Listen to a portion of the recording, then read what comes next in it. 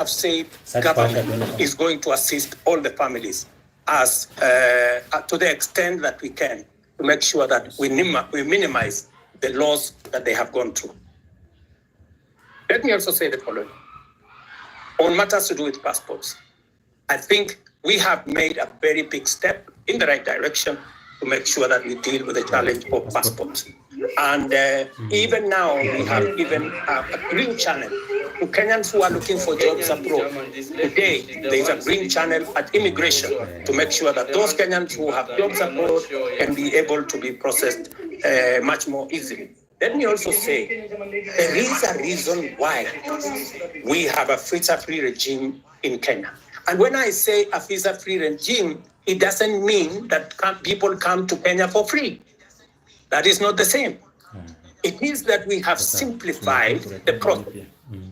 Today, you will come to Kenya. We have simplified the process because we want to escalate our numbers. And for your information, because of the visa-free regime, we now have a program called ETA.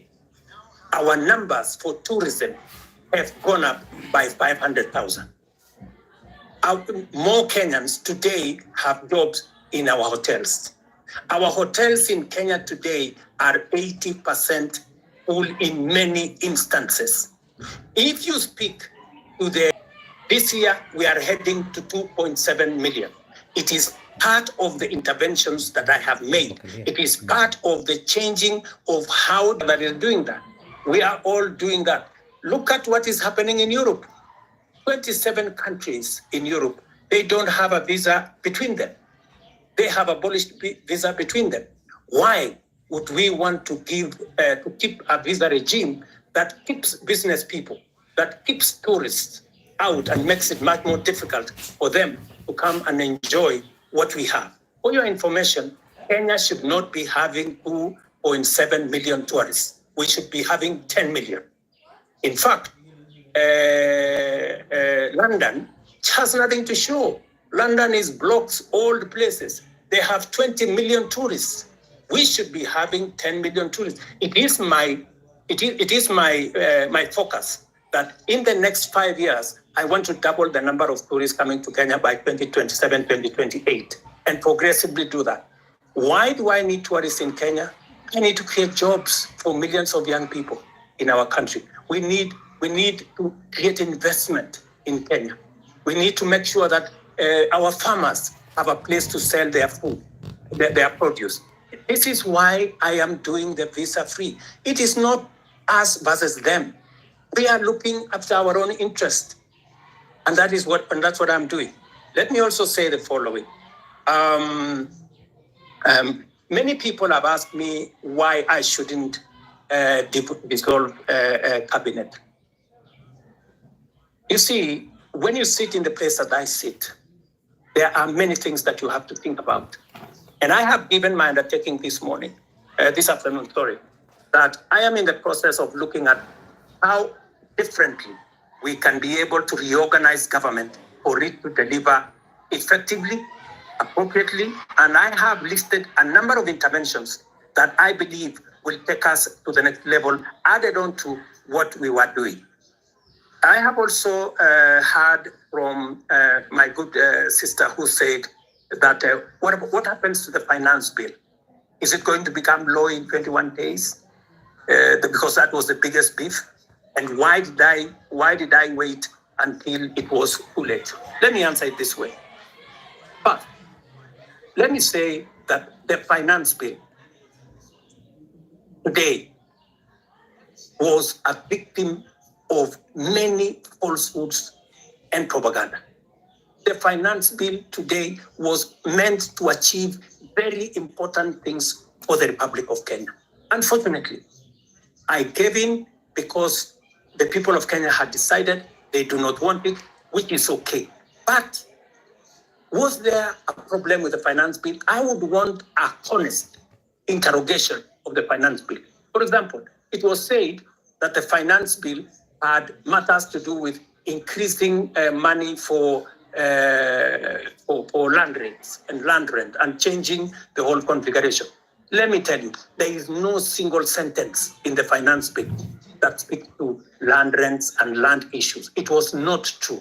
It also says that we had put in there taxes that would make it difficult for people suffering from cancer. Let me tell you that, in fact, in this finance bill, we had put there 2 billion shillings to pay for the people who have cancer, who have diabetes, who have hypertension, because under our universal housing program.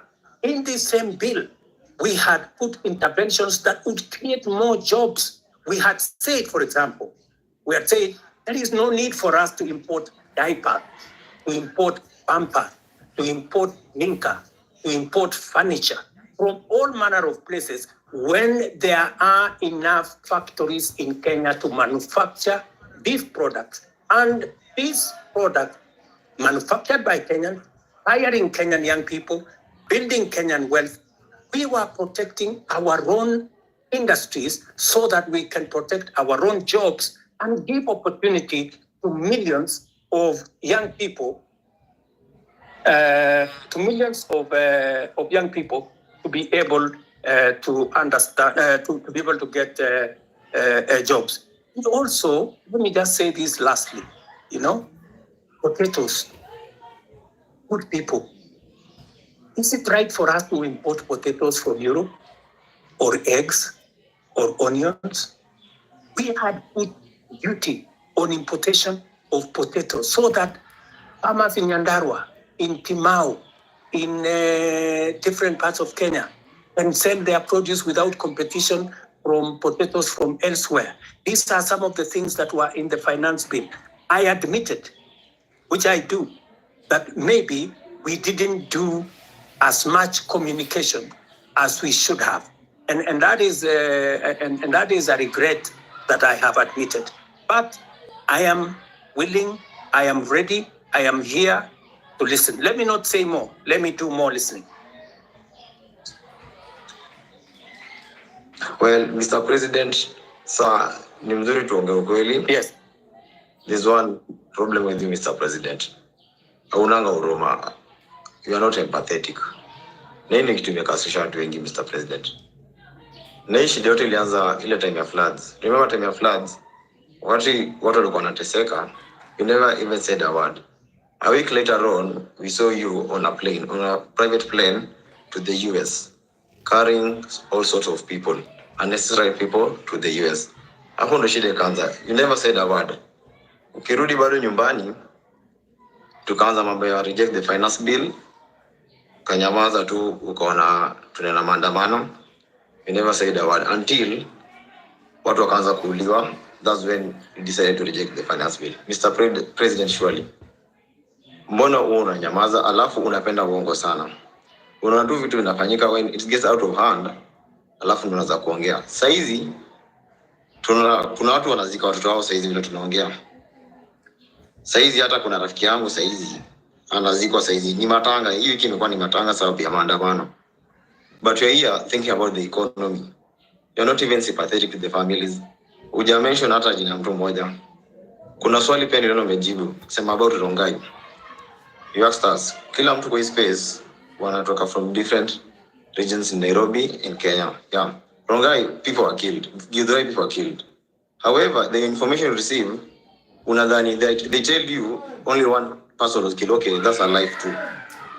They do not feed you. They do not feed you the actual information. So you are just weighing the deaths of people, the number of people. You just. Yeah, guys. It's noisy here. Let me go to a place where there is no noise. Then I'm coming back online. I promise. Don't leave. Let me go to a place where the net is soft. The noise is down there. Surely, Mr. President. Watu wanauliwa alafu unasema police unit is independent.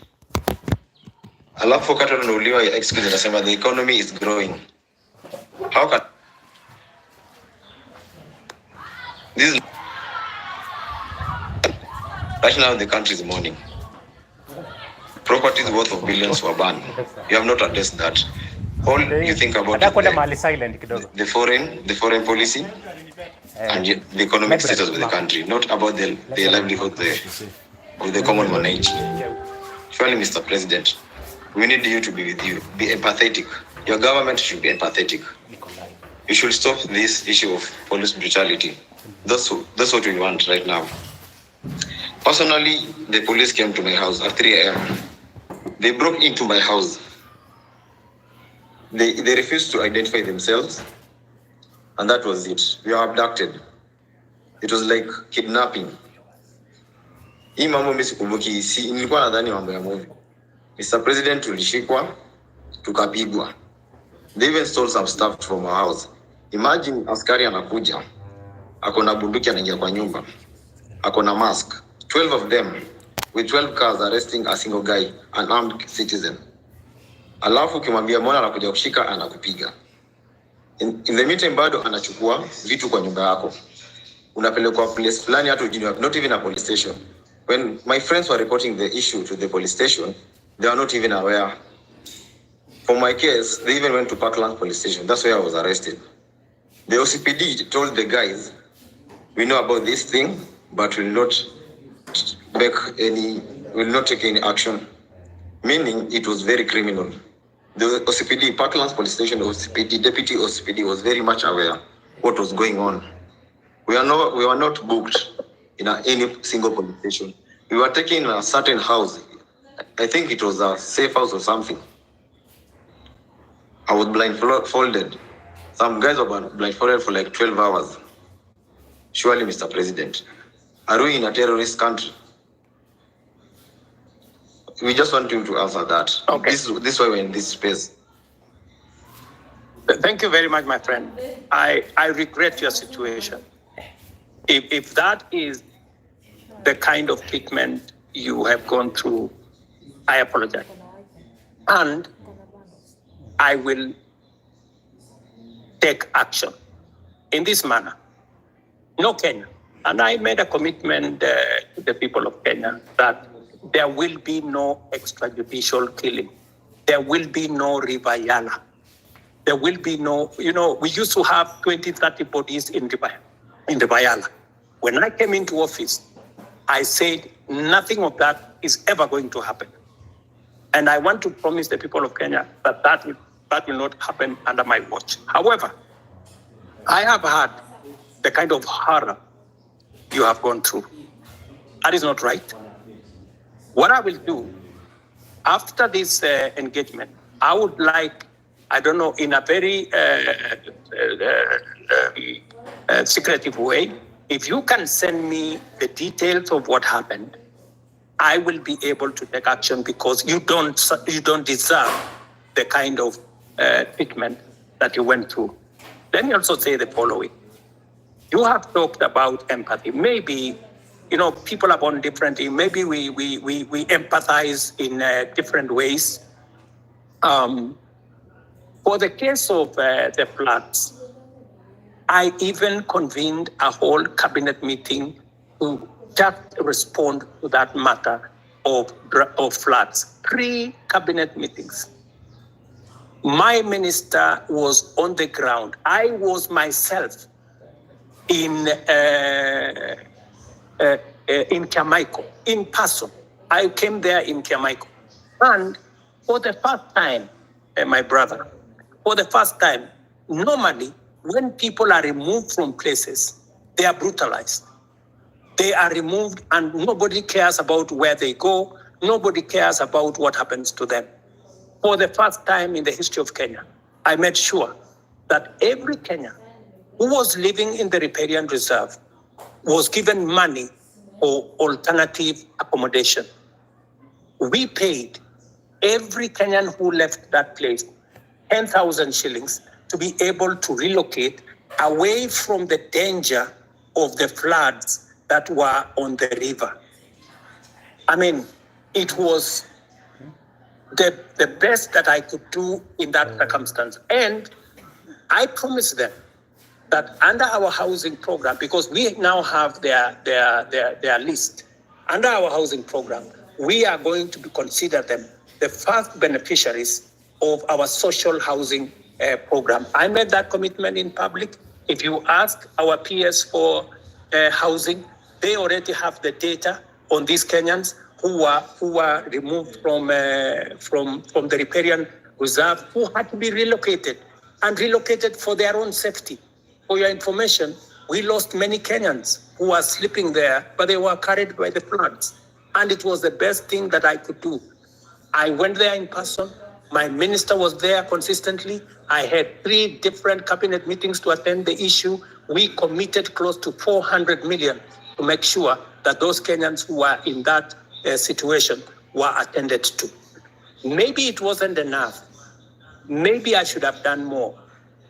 Maybe then I should apologize for not doing more. But to the best of my ability, it is the first time the government of Kenya is providing money to relocate people who have been affected in situations like the one in the flood. Okay, Mr. President, on the issue of Githurai, you said there was only 1 casualty, which is a lie. Mr. President, shakwambia tu kweli. Githurai inasemekana there are more than 200 people who were shot dead. Some wengine watu hawajulikani mahali wako saizi vile tunaongea ukweli saizi. In Rongai, they shot some guys pia. Wakakuficha wakakwambia ni mtu mmoja. Na ni ukweli reality kwa ground watu walikuwa wanauliwa. Ina ni kweli watu walikuwa wanauliwa. Tulikuwa huko, wote tulikuwa maandamano. Alafu kuna issue nyingine. This rogue cop amekuwa akichapa watu risasi, anachapa watu risasi open air, kila mtu ana camera there. The say doesn't do anything about it. Amekuwa all over social media, in the media, but you don't even say a word about him. His name is Murangiri. That killer cop ameua watu. Watu wanazikwa kila siku sababu yake. Juzi ilikuwa last week Wednesday nilikuwa town. Nilimwona akitembea tu town vizuri. Along Moi Avenue, very happy, very healthy. He's a killer cop. Nothing has been done to him. Hivi vitu tumekuwa complaint au kitambo. For how long should we be talking about this? About the killer cops?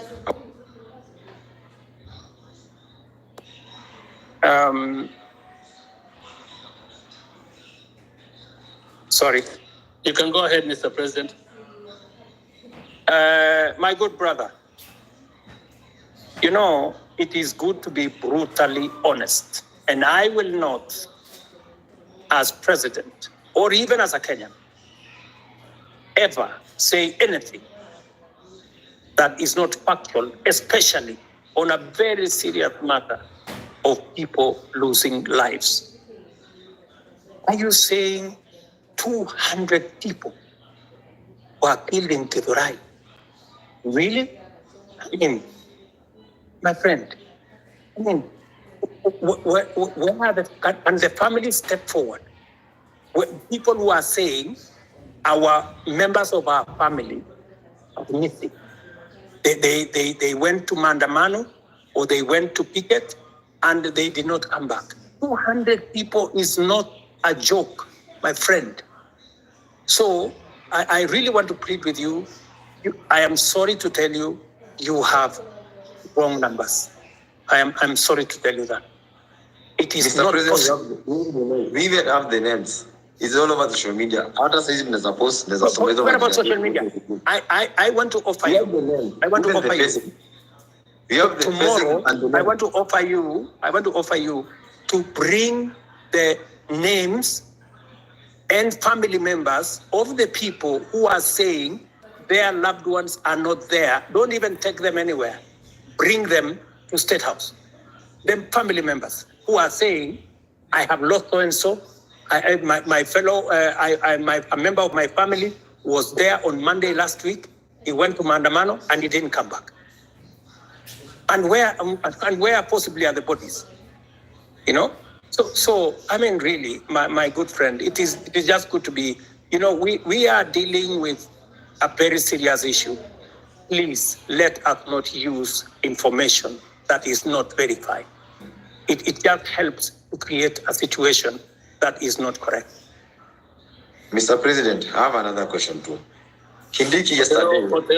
Otero, tupatie wengine nafasi at least your co-host. Ya mwisho alafu nimuulize alafu ni admingine. Mr. President, jana Kindiki alisema guys were being arrested, not abducted.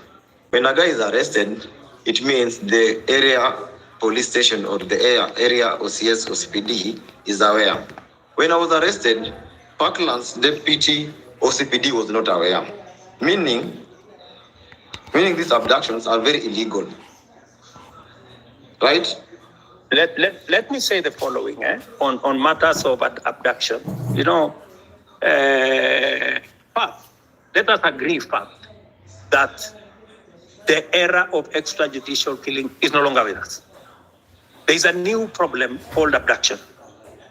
And it is something that I am going to exercise my mind on because the police have clear rules of how to arrest citizens if they have to arrest citizens. There is a clearly stipulated procedure on how that is done. And if anything is done outside the procedure, then it is illegal and it is punishable. So when the police arrest somebody, they must declare to that person that they are policemen, they are arresting this person for this and that and that and that, and they take him to a place that is known. So that is a matter that I will take up and I will deal with it. Okay. Thank you, Mr. President. Otero, tuko na wewe bado unauliza maswali, naona umeanza when you Otero, so naamua vile utafanya, but patia watu wengine chance.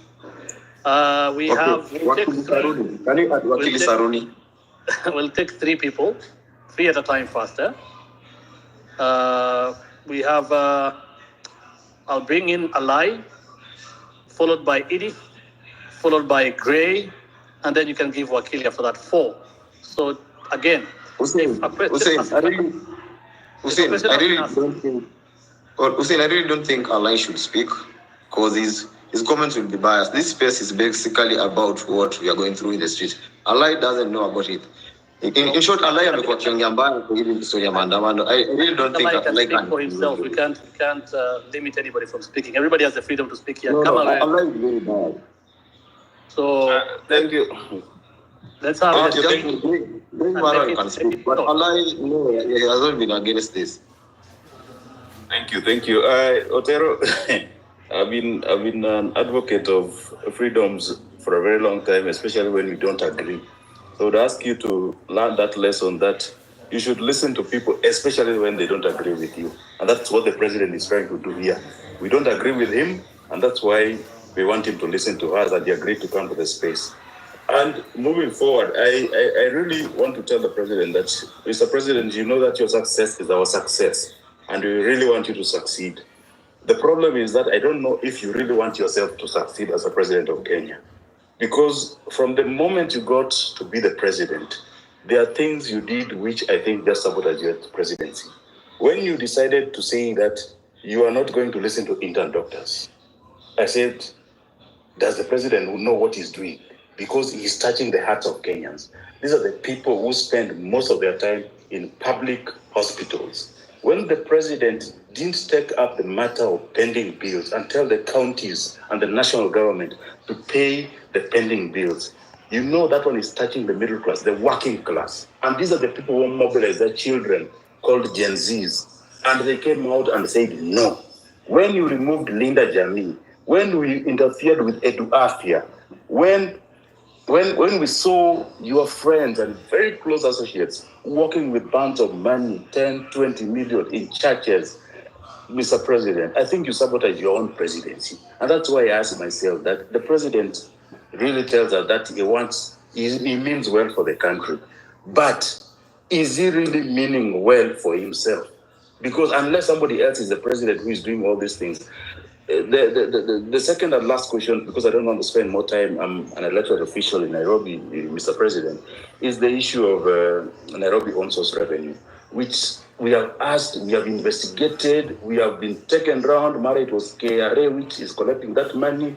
We have taken to the office of the president. Finally, we were told that it's being collected in State House by some agency. We can't get, I'm the vice chairman of ICT in Nairobi City County Assembly.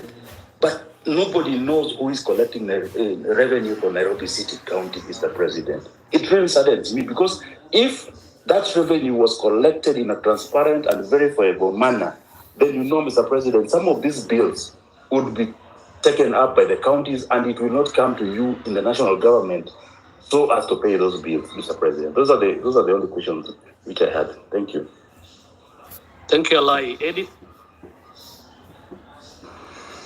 Yeah, thank you for the chance to ask a question. Eddie, are you with us? Can you hear me? Yes, I can hear you. Can you hear me? Okay, let's go to Gray if Edith is not responding. Hello. All right, thank you so much. Hello. Hussein.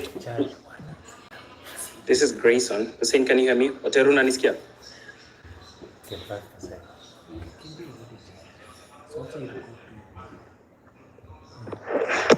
I can hear Eddie and I can hear the other gentleman.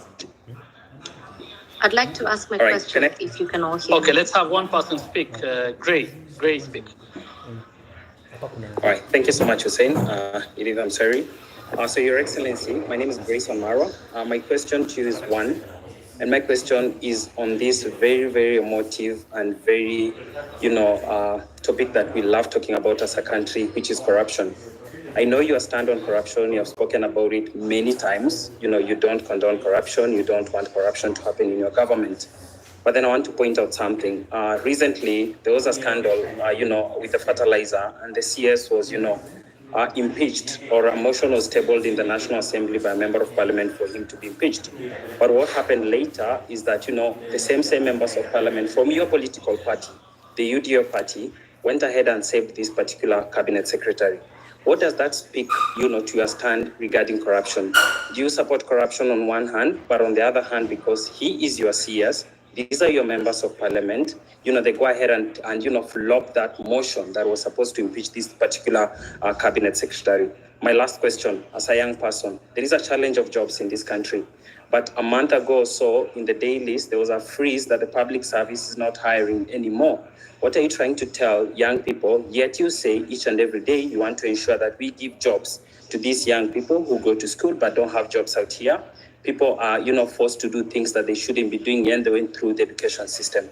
If I can get a response to those two issues, I'd really appreciate it. Thank you.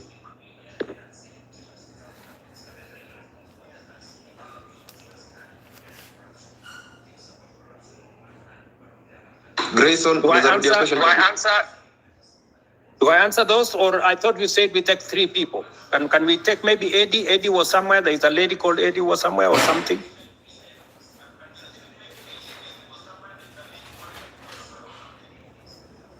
Edith Kimani.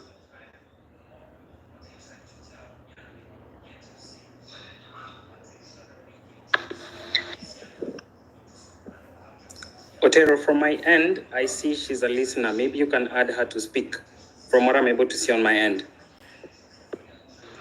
Okay.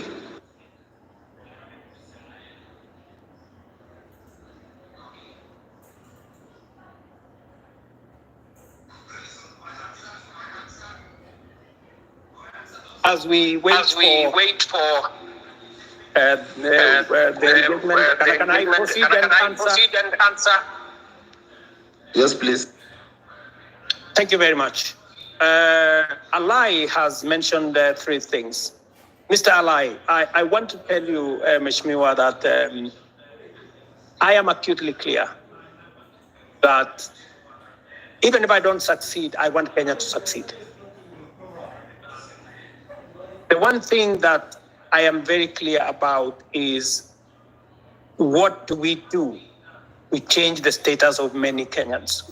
Intern doctors. There was a long conversation with intern doctors. I made sure that they were attended to.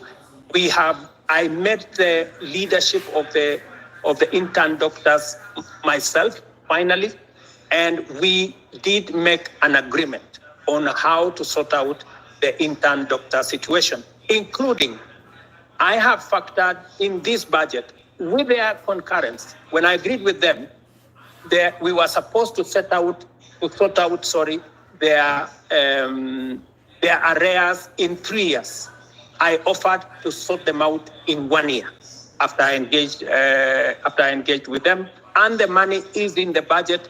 As I talk to you, I have even today decided that even with a cut of the finance bill, I will still make sure that they are sorted out. The issue of pending bills.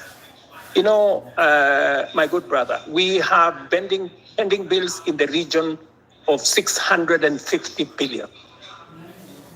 It is the reason why I appointed Mr. Ouko, our former Auditor General, to interrogate all the pending bills for purposes of making sure that we can pay them. In fact, one of the items that I listed this afternoon, which was also in the budget, is a provision for us to begin the journey to sort out pending bills, because it is crippling businesses of people, it is destroying enterprises of Kenyans, because government is not paying. The third thing that you have said about Linda Mama or Linda Jamii and Eduafia, I have done three things. Maybe the explanation. Let me give you the explanation. On Linda Mama. Am I audible? Yes, you are, Mr. President. Sorry about that. What we are doing is, under our universal health coverage, I promise the people of Kenya that we need to ensure that we don't leave other Kenyans behind. Under our universal health coverage, in which this year we now have a budget for it, we are going to scale up the benefits of Linda Mama. That's why we have scaled it up into universal health coverage. We want it to reach more Kenyans. That's number one. Number two, we want to enhance the benefits. The benefits were 2,500 for women giving birth in hospital, in smaller hospitals, 5,000 and maximum of 17,000. We have now changed that. From 2,500, we have moved the benefit to 11,000. And we have moved the upper benefit to 32,000. That is not a derogation.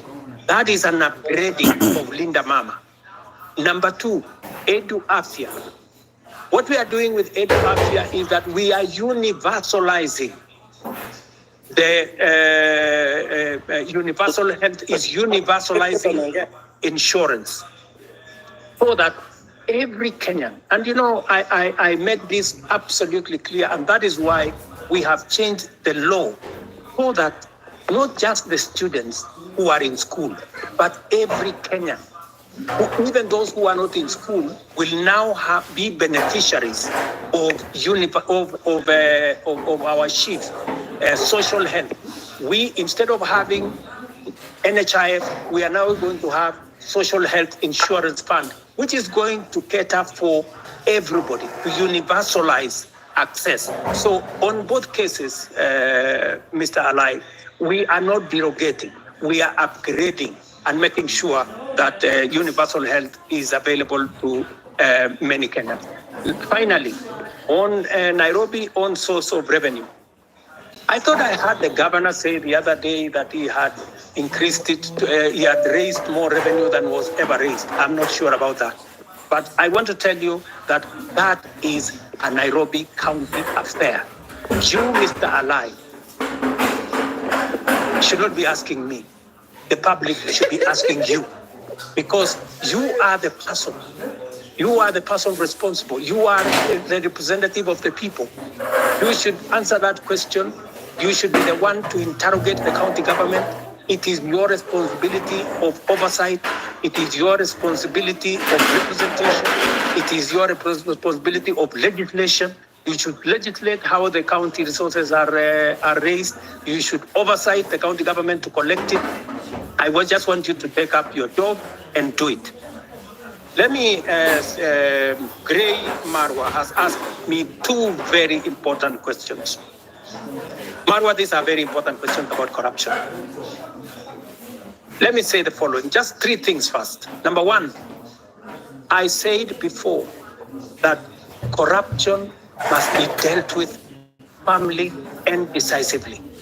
And that is why my act number one in office, the two acts that I did in office when I came into office was number one, to make sure that I give financial autonomy to the police so that they can pursue corruption to the extent possible, and that they don't have to come back to me, and nobody in my office will control the police in as to who they want to prosecute. That's number one. And I signed, and the budget of the police is run by the IG at the moment, and they are free to go after everybody. That's number one. Number two, I made sure that the judges that had been denied the opportunity to serve and to empower our judiciary, I signed them, and I made sure that they have been gazetted and they went to work.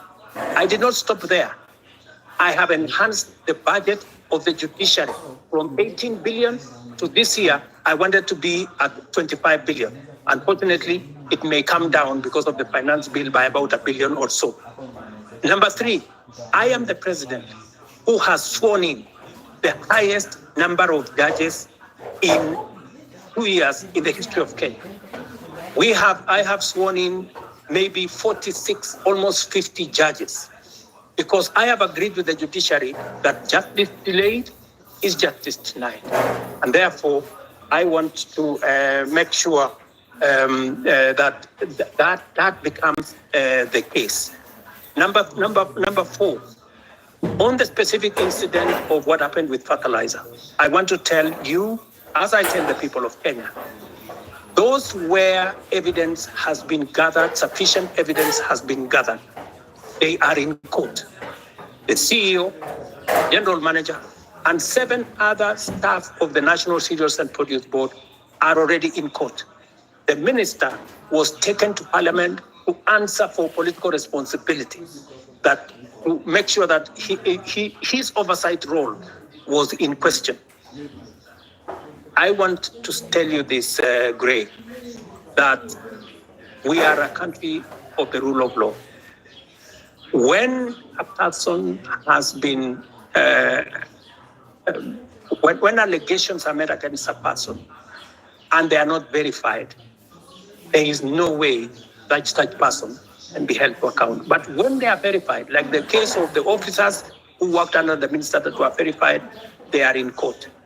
I want to tell you, if a minister, if a principal secretary, if there are verified allegations of corruption against any cabinet minister and or any principal secretary, the day they are taken to court, I will find them. I will not wait for the court process, because there will be an element of confirmation that these are people who are corrupt. Let me talk about jobs. And you have said correctly that the public service has issued a circular that there will be, there is a freeze on jobs. The public service has a freeze on jobs at different levels. People who are employed at entry level, and the space around jobs is huge. Government can only hire a very small fraction. My intention, my plan is to make sure that government facilitates the economy, facilitates the private sector, facilitates the entire enterprise space to create more jobs. It is the reason why I made a deliberate commitment to the people of Kenya when I went for the elections, and I said I will focus on creating jobs. And if you want me to explain to you the areas where I am focused on creating jobs, I will. If you want me to tell you how many jobs I have created in the 2 years that I have been in office, I will tell you, from housing, from digital jobs, from going to manufacturing, all the way to export of labor. I will tell you how many jobs I have created, and I have every intention to make sure that as many Kenyans as possible have an opportunity to have an income so that they can contribute meaningfully to the development of our country. Thank you.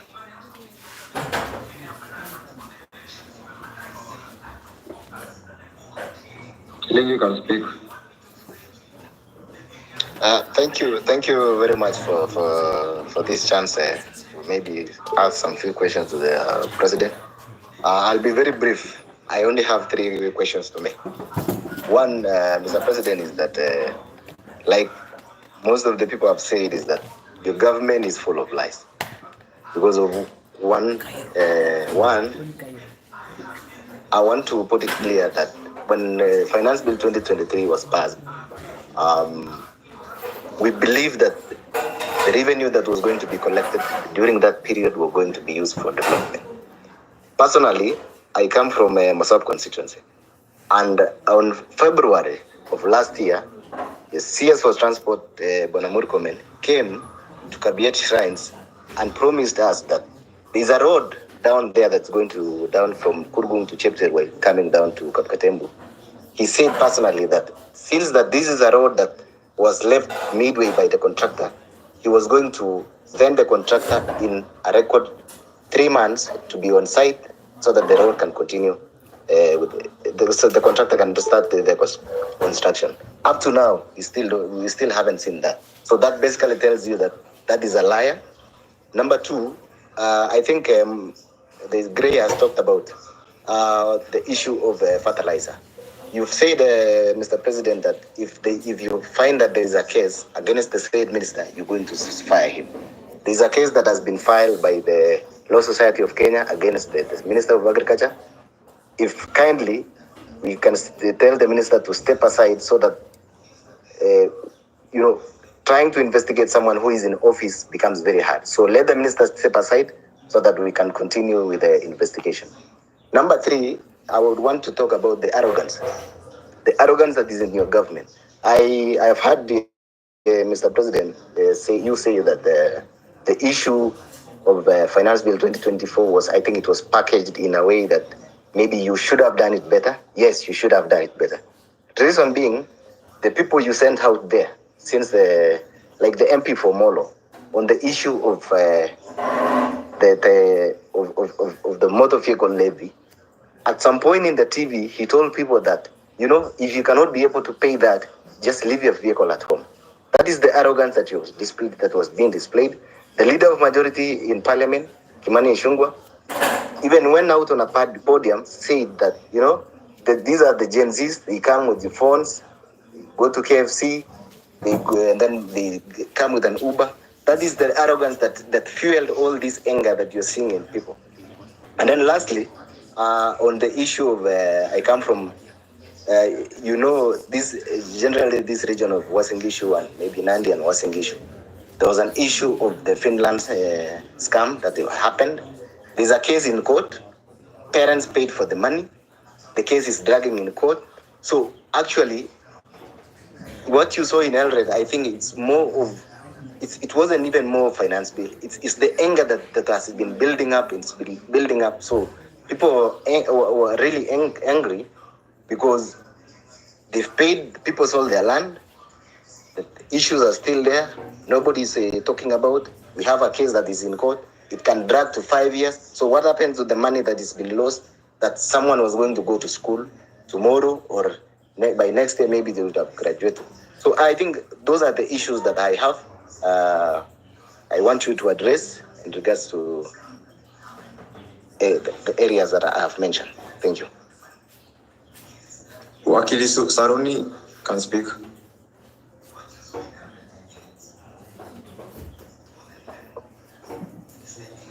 Thank you very much, Your Excellency, for this opportunity to address you, and thank you very much, the host, Hussein and Osama. My name is Jesse Saruni, or rather Wakili Saruni. I am the president of University Students in Kenya, KUSO. And Your Excellency, I have a few concerns. But first, allow me to give you a background of why, in my opinion, I feel comrades were very disturbed about the finance bill. Your Excellency, if you look at the finance bill 2023-2024, it introduced housing levy at around 3%, which was to be redeemable. However, during public participation, the people, most of the people, including comrades, said that we can start at 1.5%. But without communication, the parliament went ahead and reviewed and made it to be 1.5%, but they removed the clause that allowed people to redeem the savings after they retire. Your Excellency, I would wish to hear from you whether it can be reverted so that this can be redeemable. But as I continue, Your Excellency, I was part of your team during the campaign, and one of the things that we were saying during the campaign, because I actively campaigned using the Kenya Kwanza manifesto, was the 30% of appointments of youth in different positions, and including a youth advisor to the cabinet. However, Your Excellency, currently we have an advisor to the cabinet on women affairs, but we do not have an advisor to the cabinet on youth affairs. I was concerned whether this was deliberately left out, or I was just a little bit concerned with that. Your Excellency, another key concern that affects comrades, around 6,000 graduates went through diploma in law, and this is in regard to career progression. So they did their diploma in law, and they proceeded to do their degree in law. Your Excellency, before ATP, Advocates Training Program, but the laws were changed in 2014, and this affects around 6,000 university students who are working in law firms and getting underpaid. And I am happy to see that the president of LSK, who is very passionate about issues of youth, is also here. Your Excellency, there is an amendment bill in Parliament that is on the Speaker's desk and has stayed for so long. Your Excellency, this is something that is under the office of the Attorney General. And with the indulgence of the Attorney General, I believe this thing can be, we can find an approach where this thing can be addressed, of course, through the office of the Attorney General, so that these comrades can stop their suffering. They are not able to proceed to self-actualization, because most of them would want to become advocates of the High Court, but they are not able due to that change in the Act of Parliament. Your Excellency, another concern is on students and youth leadership. Wakili, I really hate to do this, but please, we've only gone through 5 questions. I think there's so many people on attack. Okay, just one more. Kindly, we agreed with you. Yeah, please, kindly. Okay. Your Excellency, in regards to university students and youth leadership, you can see that we have the National Youth Council, which is constituted. It's supposed to hold elections. And I feel, Your Excellency, the youth feel that they have not been able for a long time to represent their grievances, because they are not able to elect their leaders directly.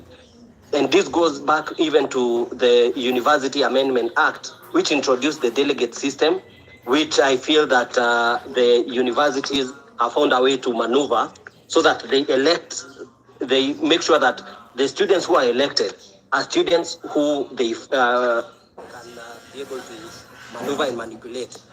Your Excellency, finally, on the issue of branding, the projects that our members of parliament and all other people has the aspect of when the projects are complete, people tend to brand their names on these projects. Your Excellency, these projects are financed by taxpayers, and it is the request of the young people and the youth that when it comes to branding, we would rather have these projects branded that they have been financed by the Kenyan taxpayer. I will leave it at that, Your Excellency, and thank you very much. But of course, there is the issue of mental health. I appreciate we cannot exhaust all these things in one sitting, but I'm looking forward to more engagements in other platforms. Thank you very much, and I'll leave it at that. Thank you. The final question of the 3 ex-councillor. Good evening, everyone. You can hear me? Yes, please go ahead. My first request to the host and the co-host, please do not give the elected people the chance to speak, one of them a lie and me. You can hear me or someone? Can you save the time? Elected MPs, any elected official should not take this chance apart from the president. So thank you very much for the time. I have two things. More, I don't want to repeat a lot of things. In the meantime, I just want to address the president. Number one. Mr. President, si tunataka kujua huyu askari amekuwa akiwa watu kwa maandamano atashikwa siku gani? Kwa vile amekuwa kiromfrili tangu last month amekuwa tu all over the city. Tulikuwa tunataka kujua atashikwa siku gani? Kwa vile ilikuwa inasemekana amekuwa hivyo tangu kitambo. Na sio wa kwanza. He just needs answers about him. Thank you. Okay, he will answer that plus Councillor. Councillor, finish, please. Okay. Yeah, my question is to the president. Why is it that the things you're asking about today are not new things? They are things you did promise in your campaign, and the other time you are being played with videos of you saying the same thing. You had to find a way of not listening to those videos. The one thing that you promised us, one of them is corruption. You have people around you, you've addressed this one.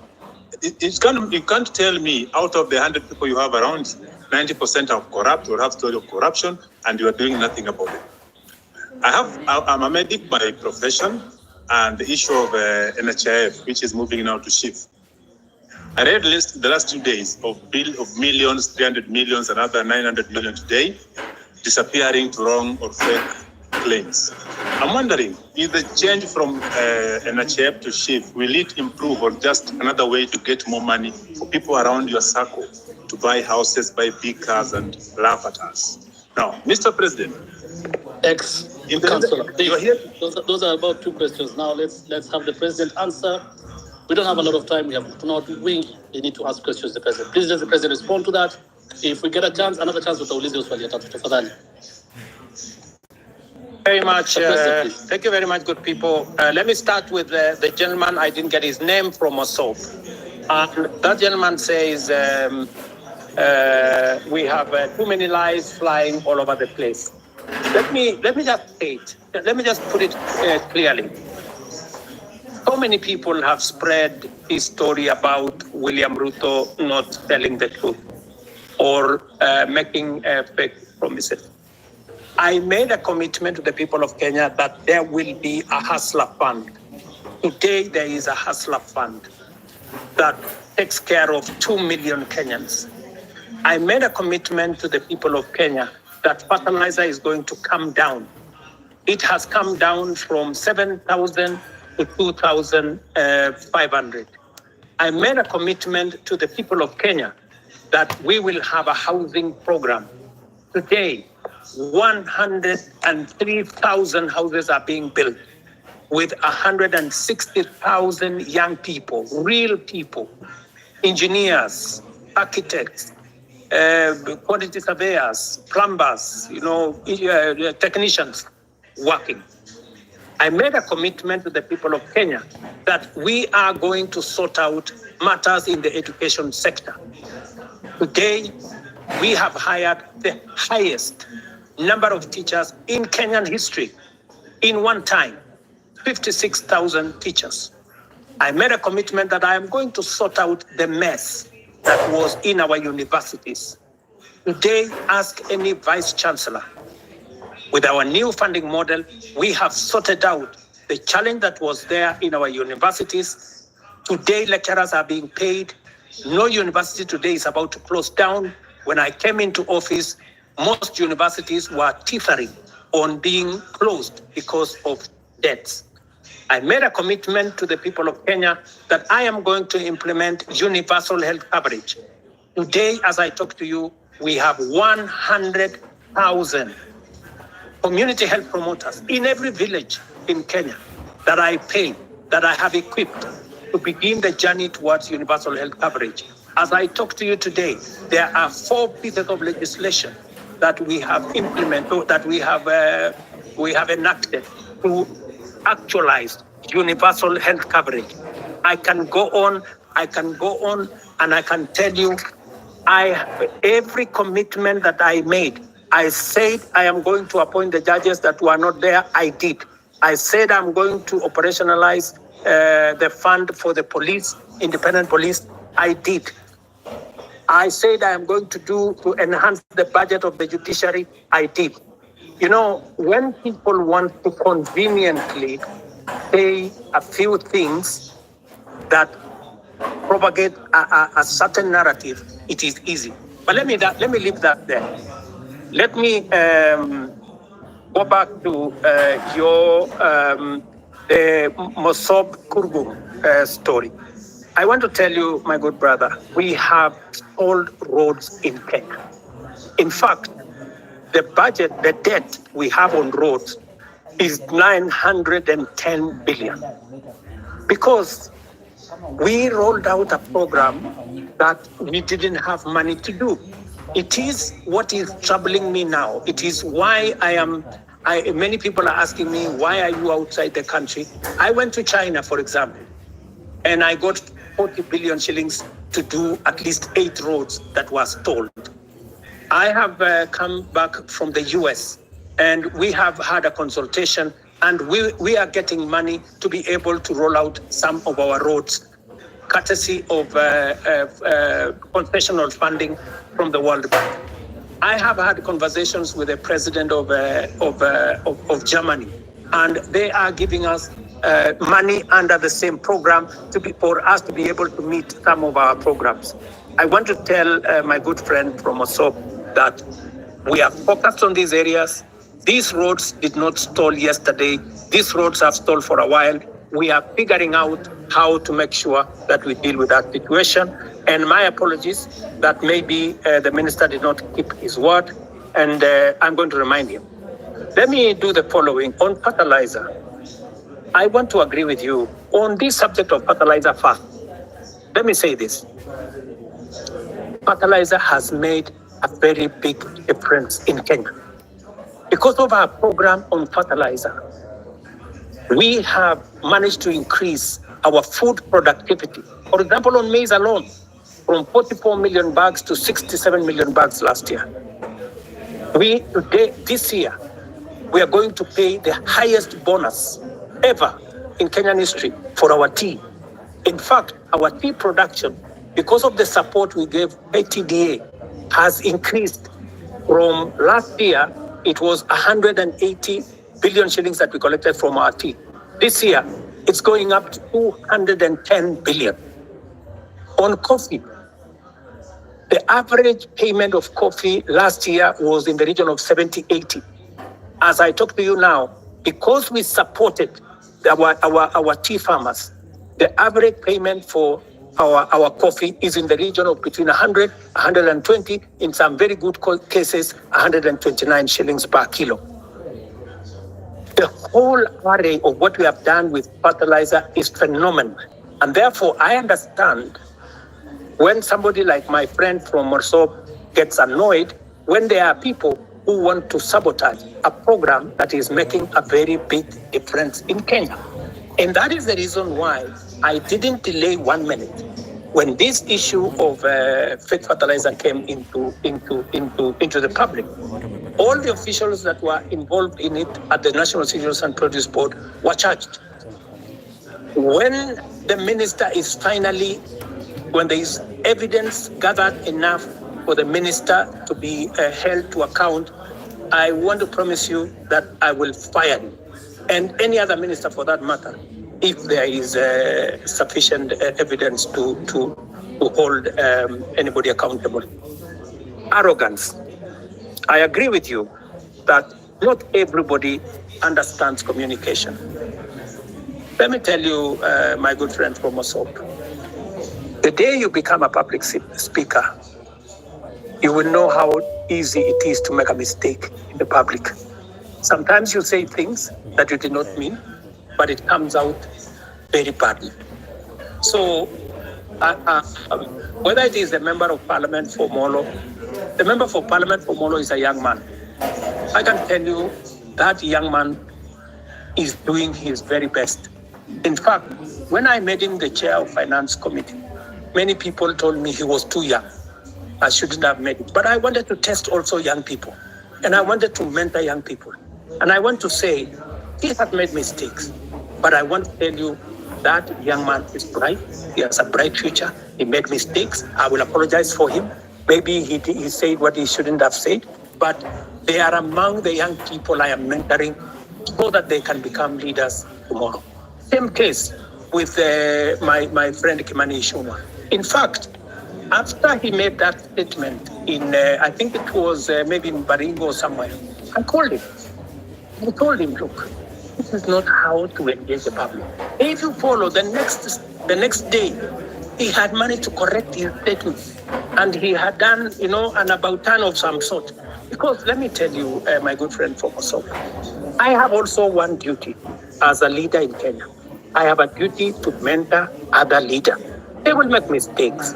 They will demonstrate, maybe some arrogance, maybe either inadvertently or in whatever manner. But partly, it's because of inexperience, partly because of not a fair understanding of things. But I sometimes will want to take responsibility because these are members of my team, and I will correct them. Let me also say about what you said about the Finland story in Eldoret. It is really unfortunate that people sold property, land, livestock for their children to go to Finland. I wish I could go to court and tell the court to jail these people. Unfortunately, there's something called rule of law. There's something called due process. If these people had not been arrested, if nothing had not been done about it, then I would think that there would be a matter. But these are people who have been arrested. They are, as I talk to you, presently in court. They are being taken through due process. And I am very confident that if they are guilty, the law is going to deal with them. Let me go to Saruni, Akili. You said about the 1.5. It is true. There was a proposal of 3%. The public told us that we do not want a levy. If you want, collect a tax, reduce it to 1.5.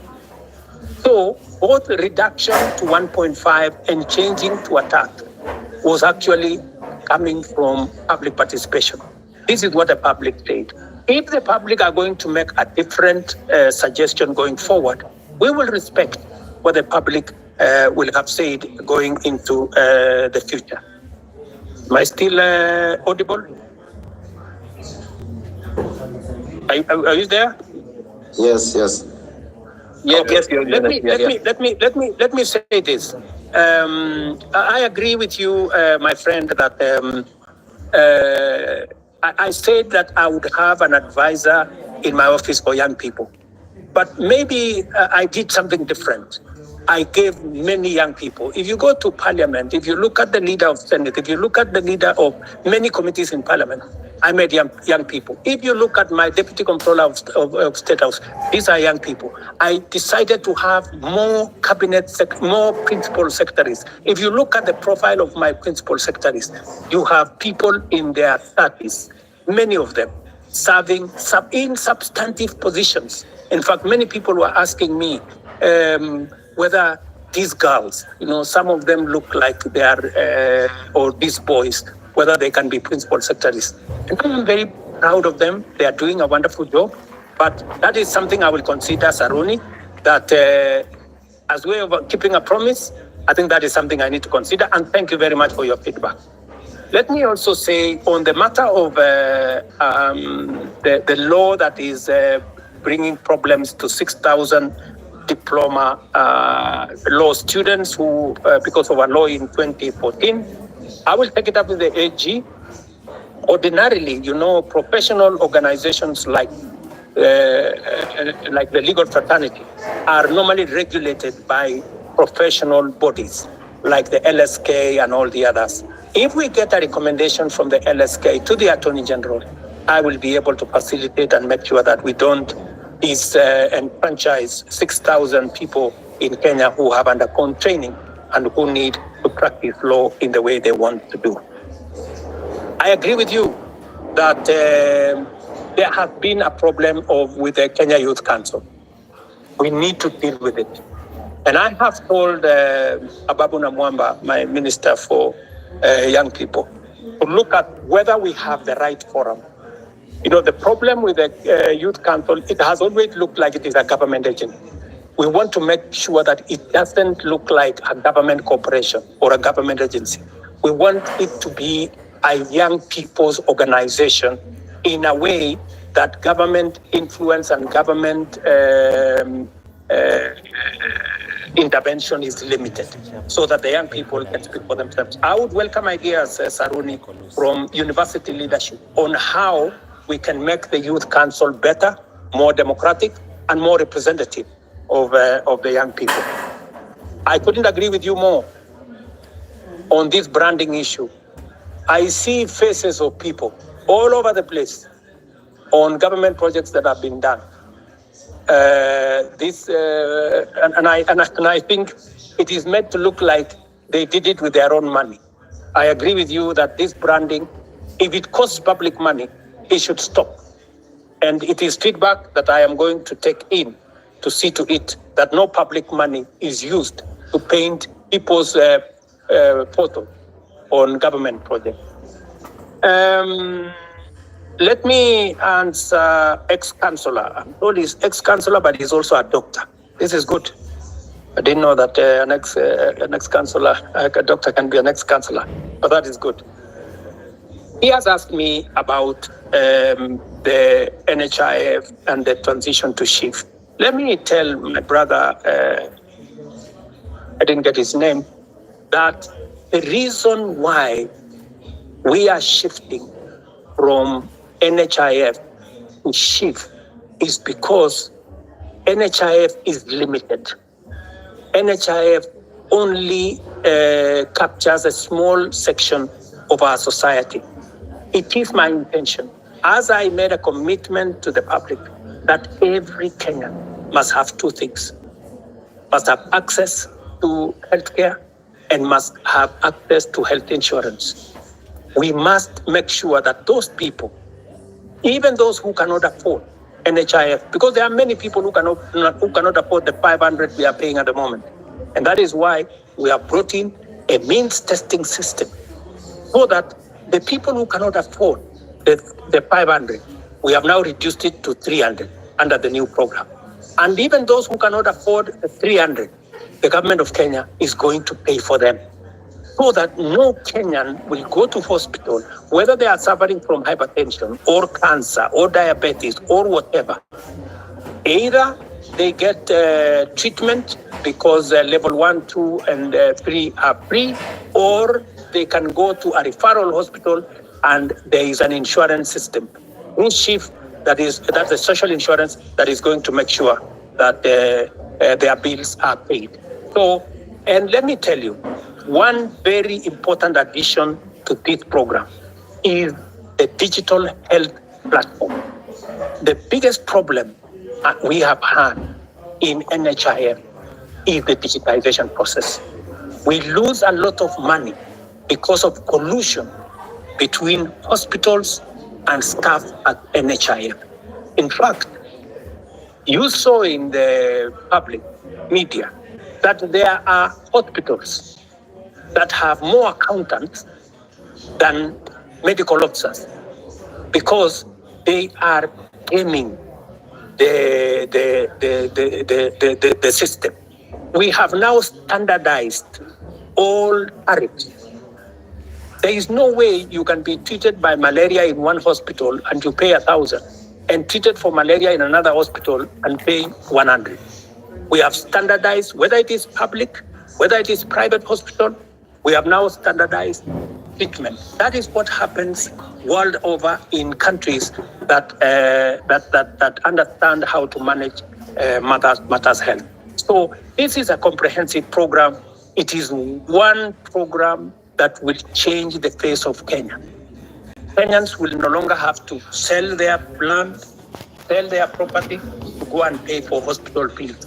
We will, all of us, stop these harambes and the public collections that we are collecting to go and deal with people. So, my good friend, this is the plan.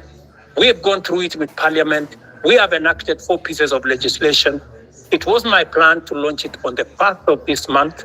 Unfortunately, because of the challenges we've gone through with the finance bill, we have shifted it to begin 1st of October, but the process of registration has already started. I think we are on day 4, and already over 100,000 Kenyans have been registered. So, and I want to encourage all Kenyans to register so that we can be able to plan for our health together as the people of Kenya. And we can even plan for our health commodities, and we can be able to secure everybody from matters illness. Thank you very much. Not finish my questions. So as I continue, but my main point was corruption, whether it's an HIF or chief. I told you 300 million paid to fake claims, around 9 million today, early in the morning. Will this stop in the new system? Is that since you came into power now 2 years ago, the only thing you keep mentioning is the price of Unga going down and the housing project, which we do know very well will not be occupied with the common Mwananchi like me. So do you have another project that you can always tell us? The things you promise a lot of things, from police killings, that things are happening. Which one are you going to address other than the two of price of Unga and housing? Now, in the police thing, there's somebody, as someone has told you, you have not addressed. Someone was asking. There's a police that killed somebody. Is believed to have killed the first Rex, the first death of the protests. Still roaming. The other day was seen in a video shooting directly to a crowd. I didn't see the end of the bullets. I cannot tell the crowd to a wall. What is happening to this? When are these people getting arrested? What is the DCI doing about them? Why is it that the nobodies are getting arrested, arraigned in court in very few days, but then the big boys are just sitting somewhere eating our taxes? What are you doing about them? What is your direction to address this issue? Thank you. So, and also, if you notice something in the pattern, there are the last Mandamano, the recent one that was full of goons. How come the first four, there were no this violence? But then there is the last one, with coffin in town and police entertaining these people dropping the coffin from the lorry, as well as seen packing them back in the lorry in the evening. It's clear that somebody was behind this and the police could not touch the very people that were doing this. But when it was another person with a phone and a bottle of water, they get shot, they get tear gassed. What is happening? Why do you speak A and do C? What instruction are you giving to the police? Yesterday I saw that you are praising the police for having done this for other people. Thank you.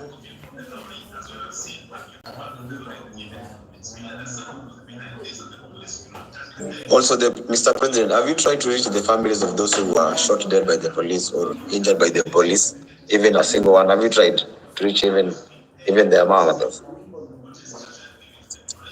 Thank you very much. Let me just speak to two of the things that you have.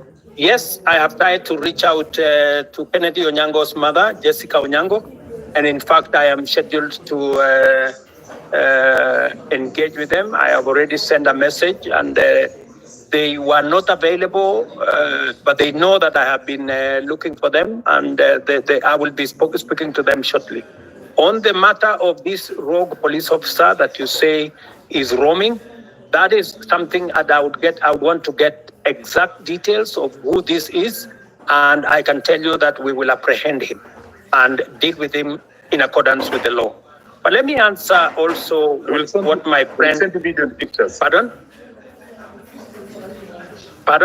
If you're having a difficult locating the police, we have videos and pictures of them. Okay. So that should be easy. Please forward the picture and photos to me, to Hussein, my spokesman here, and also I would appreciate if you can send it to also my inbox if you can, or if you can send it to the Independent Police Oversight Authority. We will deal with it.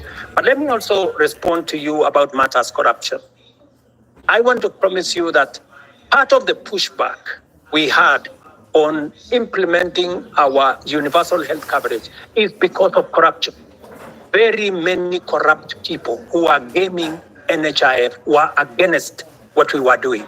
That is why they went to every court available, trying to sabotage this program, because they know that they will be out of business once we roll out this program, because there will be no room for them to hide. It is also the reason why, my good friend, I am digitizing government services. because I want to reduce the interaction between Kenyans and officers who sometimes ask for bribes left, right, and center. I want Kenyans to access public service from the comfort of their offices or their phones or their homes. But let me speak to the subject of corruption in that matter. Number one, we will operate a digital system through and through, whether it is with KEMSA, we are digitizing KEMSA, we are digitizing commodity distribution, we are digitizing matters to do with all health hospitals. In fact, the program that is going on now, we have grouped hospitals into PCNs, where we are grouping a number of hospitals into one PCN in every sub-county, so that we can identify where these hospitals are, and we are working with the counties. I know you have said that the only thing I talk about is unga and housing. Let me also tell you, the whole housing plan is not just about houses, my brother. It is about real people, real jobs. Jobs in our industries that manufacture cement, jobs in our industries that manufacture steel, jobs in our industries that manufacture clinker, jobs, engineers, architects, accountants, HR managers, and many people who are working in that ecosystem. And beyond that, let me also tell you, my manifesto is a 5-year manifesto. What what I am doing now is a cut. There will be an exam in 5 years. And I will tell you, when I do the exam in 5 years, you will see the results. Number two, beyond what I am doing on the space of jobs around housing, I am actively doing a big program on digital jobs. I was in Ruiru the other day, launching with CCI a digital hub that is hiring, as I talk to you today, 5,000 Kenyans in Ruiru. I challenge you, you can go to Ruiru tomorrow to CCI, you will find them working. And they are not the only ones. We have 140,000 Kenyans today who are working in different parts of Kenya, in TVETs, in ICT hubs, who are not working before I came to office. Today they are working because I have a very clear plan on digital jobs. When I talked in my manifesto about digital superhighway, it was not a write-up. It was not an essay. It was something that I intended to implement. As I talk to you, we are rolling out fiber optic using our power lines across Kenya. And in this year's budget, I had set money to work with the constituencies, with members of parliament, to make sure that there is an ICT hub in every ward in Kenya, where young people in ordinary places in every ward can have access to the internet, to computers, and to make sure that these young people are trained and they can have access to a digital platform where they can work. As I talk to you, listen to me carefully, 149 to be exact, 1,000 young people who you can contact today are monetizing their talent on the digital platform, working under the program that I have set up. So it is not just housing, it is not digital jobs only. Let me also tell you, today, because of the program that I have rolled out on matters to do with export of our labor, as I talk to you, last year, 120,000 Kenyans went to work abroad in different countries. I've had a good sister there say, what is the president doing in Germany? What was the president doing in America? I want to explain to her simply, what was the president doing in France? We are signing 19 new bilateral labor agreements that will give an opportunity for Kenyans who want to work abroad, an opportunity to export their talent. I'm talking about engineers, I'm talking about accountants, I'm talking about HR managers, I'm talking about workers in different fields who want to go abroad. And I have now begun the process of professionalizing over the last 2 years that whole ecosystem of labor and the export of labor out of Kenya. That is why we are seeing an increment, not just in jobs, domestic workers, I don't know, drivers, I don't know what. The reason why we are negotiating new bilateral agreements is that we want to go beyond those workers at that level. We want to export skilled labor, we want to export professionals, and we are creating the ecosystem for that to happen. In fact, if I tell you now, if you go to www.neaims.go.ke, you will see that there are 400,000 jobs, a million, and they will be largely, as we conclude these bilateral labor agreements, they will include many professional jobs, many skilled jobs. And I want to challenge the young people listening to me on this X forum, that is an opportunity. You can go to eCitizens today and check whether what I am telling you is true or not, whether those jobs exist or they don't. And I want to challenge everybody to go to that space, because that is one of our strategies. In fact, I saw on a Friday when there was a demonstration, one gentleman from my village was interviewed, and he said, the president has failed us because there are not many jobs in Kenya. The problem is that so many people are still going abroad to look for jobs. Little did that guy know from my village that I am the one who facilitated those who have gone abroad. It is part of my strategy to create opportunities. Let me finish by saying, in this year's budget, the whole trajectory was about manufacturing. How do you create local jobs, my friend? The days when we just used to say, we are going to grow the economy and the economy is going to create jobs, that is gone. We have to be deliberate. Housing, I know how many jobs I'm going to create in housing. Digital jobs, I know how many jobs I'm going to create. Export of labor, I know how many jobs I'm going to create. Now, what I had done in this year's budget is to put a mechanism where we promote our own manufacturing. Local manufacturing, using local materials, hiring local labor and local professionals, and creating local wealth. There is absolutely no way we are going to grow jobs in Kenya by making Kenya a supermarket for other countries, by making Kenya an importer of everything.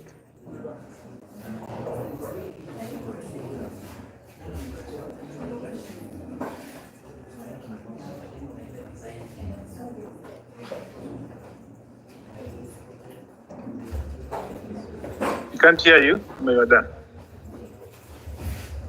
It's done. Okay, one last question. Before I give somebody the mic. I'm seeing several questions flowing to me. It's also mine. I'm meant to understand there's a bill on your table about the IBC reconstitution. I'm wondering how long should this be? Or rather question would be, was it a deliberate not to assign the bill so that when your people, the people that are guiding you, people that cannot listen to us, when you want to try to send them home, we cannot, because there's no IBC commission that's in place. So what is about IBC? Because personally, I come from Nyanza, and my home MP is at Andy. But if I was coming from Nairobi or somewhere and surrounding, the MPs that really need to go home, and the law that there is no IBC to be able to do this. Because they have been arrogant. Parliament just passed the bill. It has found its way to my office.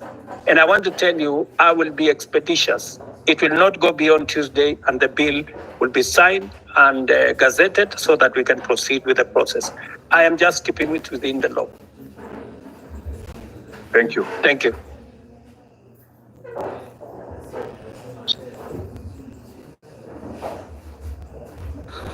Okay, thank you, Mr. President. I think we can get another. I'm having issues with my phone. I don't know why. So let's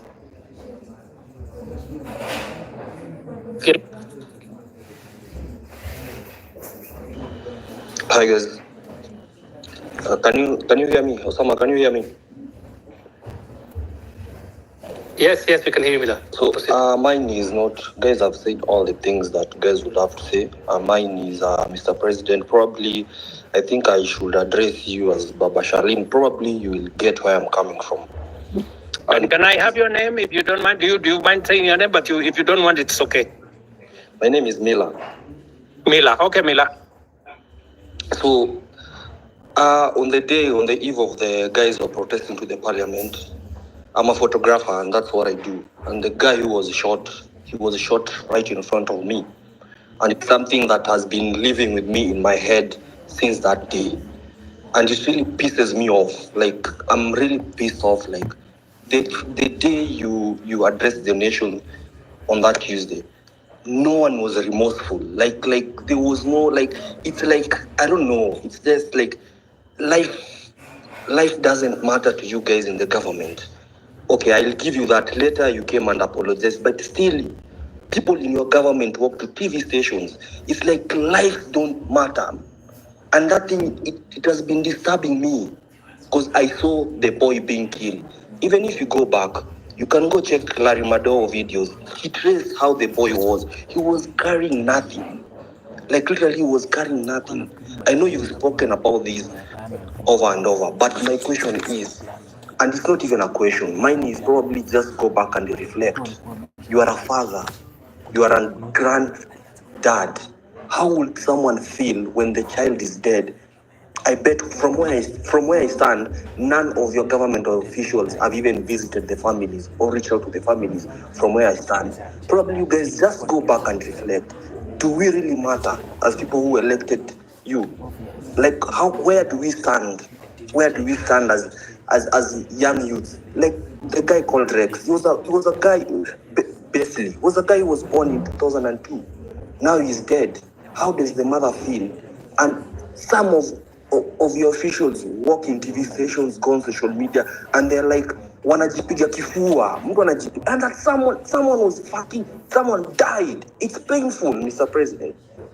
And I'm talking this because I saw the boy dead. I even have the videos when the boy was shot. All I'm asking is, let's have empathy. Someone just reaching out, and to the families. That's all I'm saying. Guys, go back and reflect and just have empathy. And then this thing of guys kujipiga kifua, it doesn't make sense. Someone like Nyamu, like, why is she even there? That's all I have to say.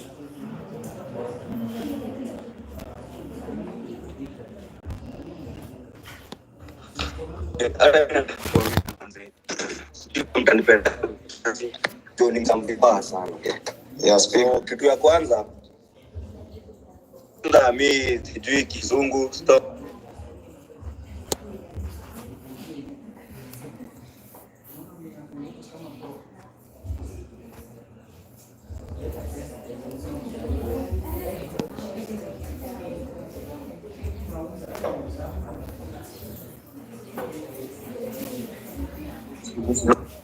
Nasikia?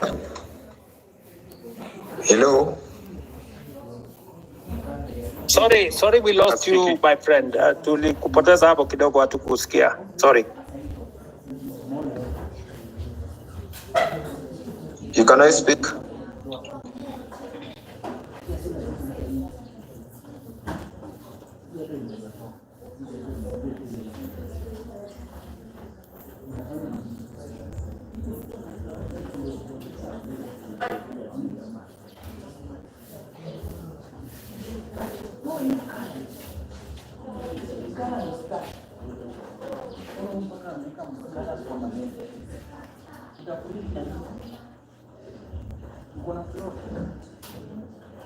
Sorry, good people. I don't know whether are we still online. I don't know whether.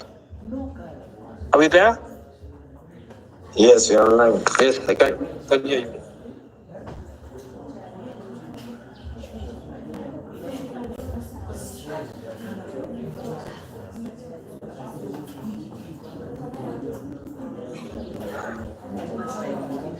Can we go on?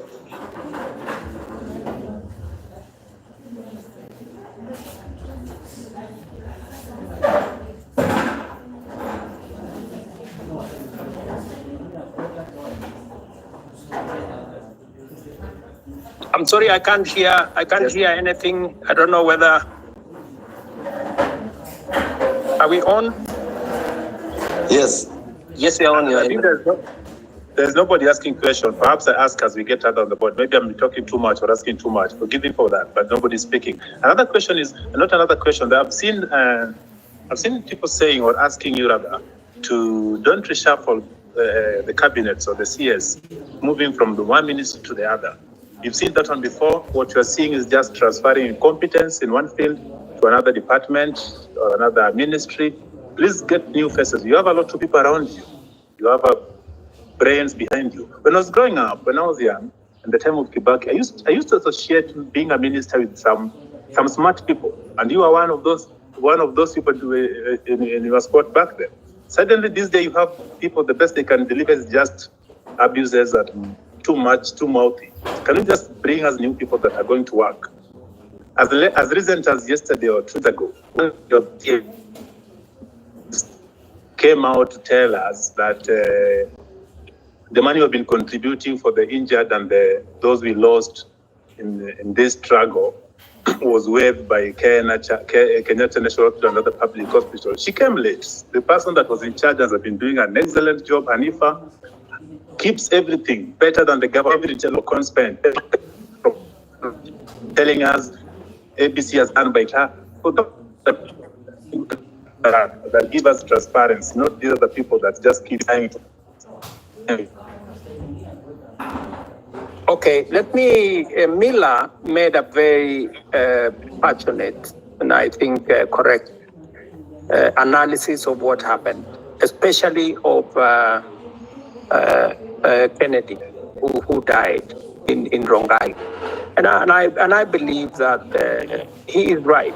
You know that's really a very regrettable situation, and I apologize on behalf of every official who should have done something about that situation. I have explained that the boy who died in Rongai was actually shot by one of the criminals who actually snatched the gun from the police. That criminal was, however, shot by the police because if the police did not shoot him, then he would have caused more deaths of more Kenyans, because these are reckless people. Sometimes some of those people are not even in their correct level of senses, and therefore it is regrettable. And I agree with you. It is really unfortunate that you watched an incident that's going possibly to affect your life for a long time. Sorry about that. And I know you have made reference to me as a father, which is true. I have 4 Gen Zs in my home, and I promise you they take me to task, on some of these things. And I have to do a lot of explaining some of the time. And this is just the same way I am explaining to you guys here. I agree that some of our officials are arrogant. Some of them, speak out of turn, and some of them display, obnoxious opulence, if I may say that, which does not just anger the public. Sometimes I call in some of those people and I give them a piece of my mind, because even Nyamu, I have had occasion to sit her down, and tell her, she needs to change what she's doing. And when you are in my position, you are also a father figure.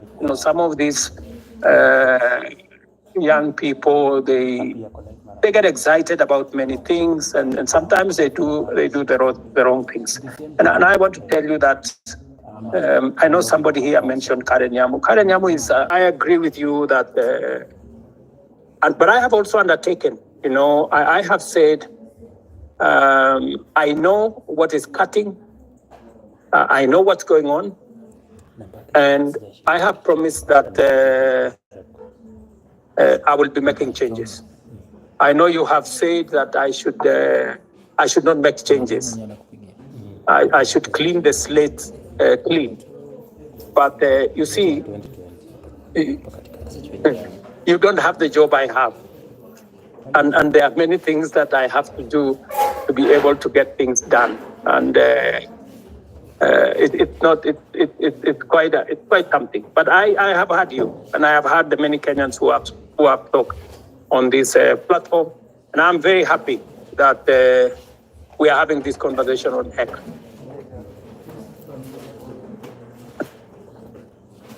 So let me, I don't know, because I had promised that I would be here up to 5. I think it is now 5:15. And I have another assignment with our Olympics team that are coming to. I have a bunch of wonderful Kenyans who are going to represent us in Paris. They are sitting somewhere outside my office. And with a lot of respect, I want to say to all the people who have asked me the very important questions, very Mr. difficult President, questions. I have a final remark before you go. Is Kioti speaking here? Okay. Okay, Mr. President, before you continue, I'm Marvin Mabonga. I come from Kimilili constituency in Bungoma County.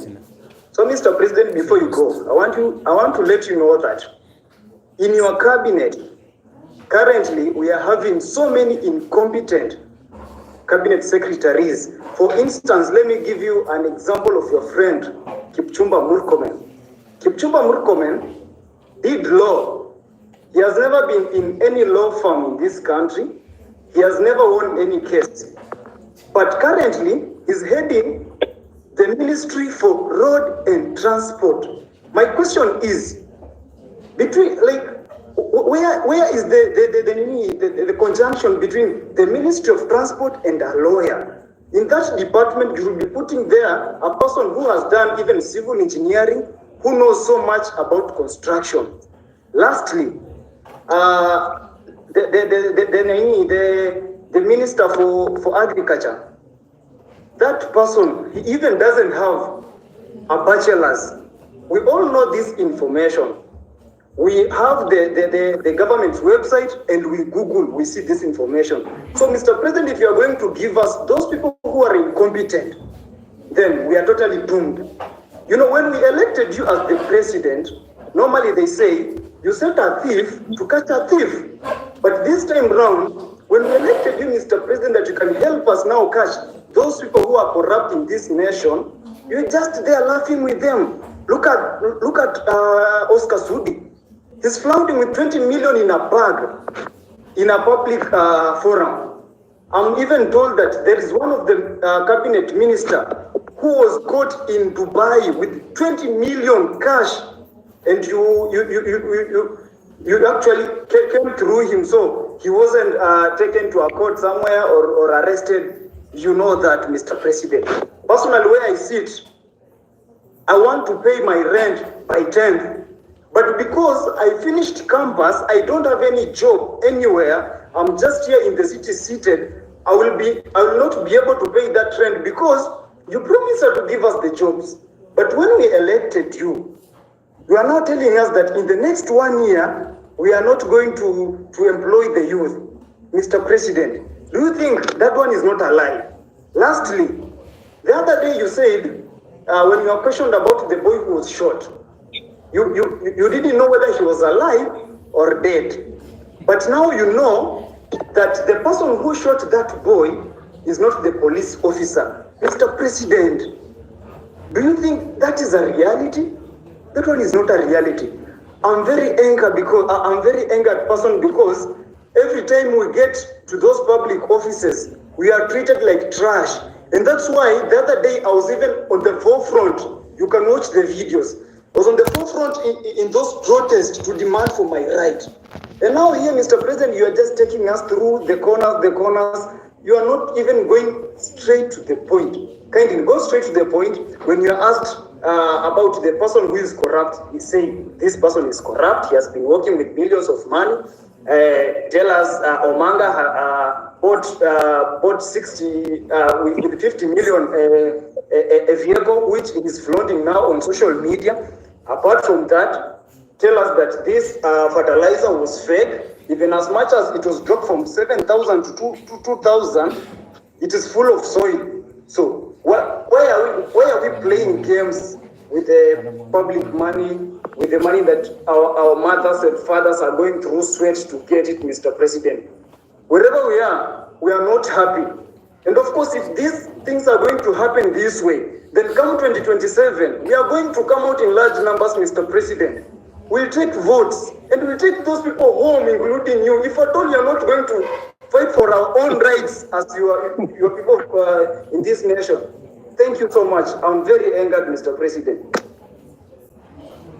Thank you. Thank you, my friend Martin. I understand your anger, and you are perfectly in order to be angry because the situation where you're out of university without a job is something that I have lived through myself.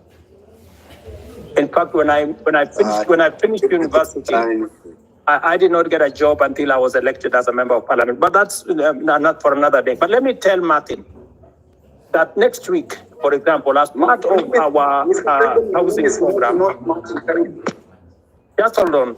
As part of our housing program, we will be hiring 3,600 professionals like yourself. I want to challenge you, Martin. There will be an advertisement next week for engineers, architects, quantity surveyors, and many in the construction field, because we are looking for people who are going to work with our professional firms in our housing program. Let me also tell you, Martin, that we need to separate the issues that are correct and the issues that are fake news. The issue of some minister being found in Dubai, I don't know, last week, with $200 million or something, is fake news. That is not true. On matters to do with people you have mentioned were in different areas, today I am here as a scientist, right? And many other people are doing many things from fields they did not necessarily train in. Because at a certain level, it is a management issue. It is a leadership issue. It is an issue about leading an organization. So I have heard you on some of the incompetent people you have said, some of the corrupt people you have said. I have listened to you. But let me say this to the public. Of the fertilizer that we supply to the Kenyan public, almost 6 million bags, 20,000 bags were the ones with a challenge. We isolated the 20,000 bags. It is not even 1% of the fertilizer that we supplied to the Kenyan public. I do not want an impression to be created as though the fertilizer we supply to the people of Kenya in millions had any challenge. And when we detected a problem with the 20,000, we not only recalled the ones that had not been sold, but we made sure that... our name is on Google Maps. I made sure that any farmer who had used fertilizer that was not correct was compensated. They were given an extra bag of fertilizer for them so that they don't end up in losses. I have heard you, Martin, as I've heard all the good people here.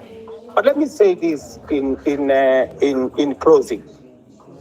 This feedback is very close, but Please, can I also have an opportunity to speak, Mr. President, before you finish? If you can be, if you can be brief, if you can be brief, so that I am brief. I am talking in Kiswahili ndio uelewe haraka haraka. Ndio. Kitu ya kwanza order guys.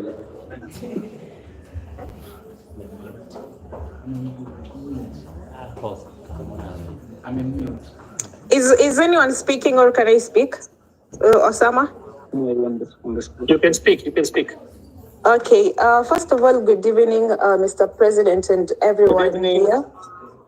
Good evening, my dear. Okay, so my name is Jeanette Brenda, and I don't have any questions because I feel like the people have asked questions before, umewapeleka around and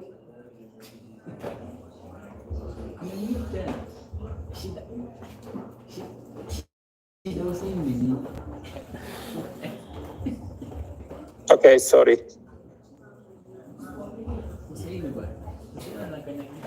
Sorry, Jeanette, I can't hear you. I'm sorry.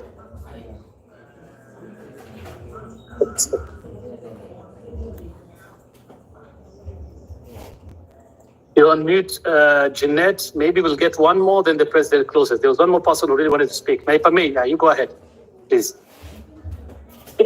Yeah, so good evening and thank you, Mr. President, for agreeing to come to address the nation here on space. So I have two questions I'm going to ask really quick because of time. The first question is that, Mr. President, the rules of carbon credit were being developed by the Ministry of Environment, but as youth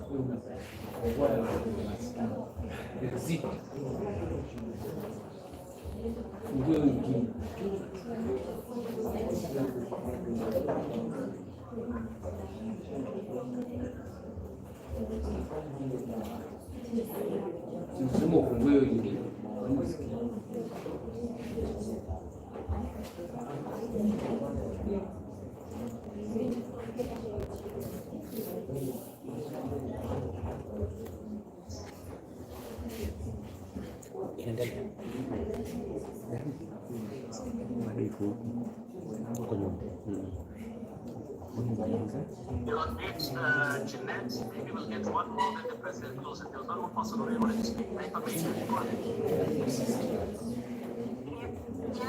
closes. There was one more person who really wanted to speak. Yeah, so good evening and thank you, Mr. President, for agreeing to come to address the issue. So I have two questions I'm going to ask. The first question is that, Mr. President,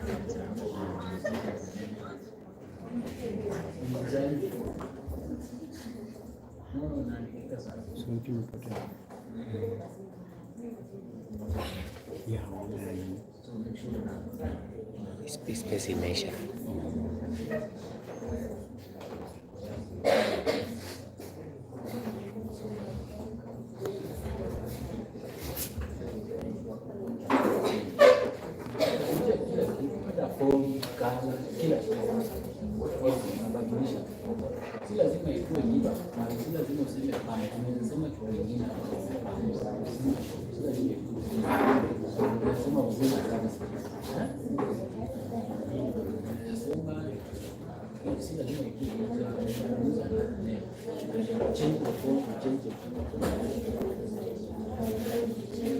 Imeisha.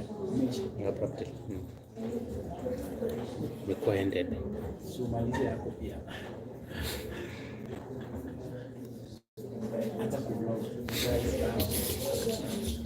Let me check around the school.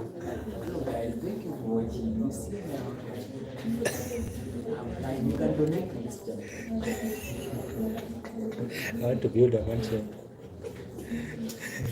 Yeah, so I think the stream has ended abruptly. Yeah, so I'm just hovering around to see whether. Thank you for watching, guys. Yeah, my neighbor is saying that I should thank you for watching. Yeah, I think the stream is. Yeah. Yeah, let me check my friend's channel.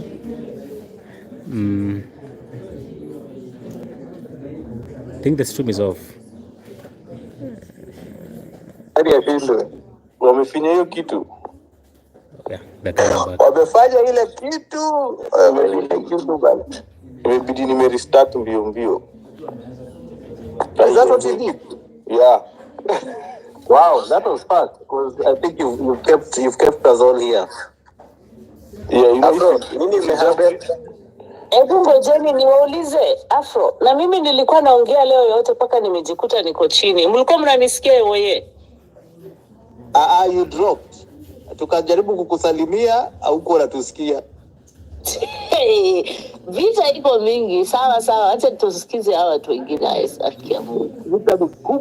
Vita ni kubwa. Hata Kowino was dropped. Hey. Hana, actually, maybe everyone was dropped. Everyone was dropped. Apparently. When I saw everyone falling, I couldn't do without. That is my take. Okay, thank you so much. Thank you so much, guys. So, I don't know, I'm having a lot of messages here and calls from unknown number. Of course, I'm in panic. Tanya Shigwe, they cannot silence our voices. Aki, I don't know what I was telling you guys. Nimefungua mlango kwanza niangalie kama amefika bana, mimi niende kama patriot bana. What happened? Wait. Sasa kitu imefanyika Wanyama, nikajua sijafikiwa, nimeona nimebaki you've been removed as a cause, alafu naona Wanyama reconnecting, nikasema hizi yangu peke yangu. Hello, Chabet. Yes, Chabet. Hi. So first, I'd like to thank the host and the co-host. Thank you guys for hosting us. And secondly, I would like to send my condolences to the injured, sorry to the people who passed away, of course, and my deep sorries to the people who have been injured and their families. It's been such a hard time for Kenya. Thirdly, I would like to encourage the Gen Zs. I'm not a Gen Z. I am a millennial. But I would like to really encourage the Gen Zs. You have made us so proud, and we are standing right beside you. There was a discourse that I wanted to address.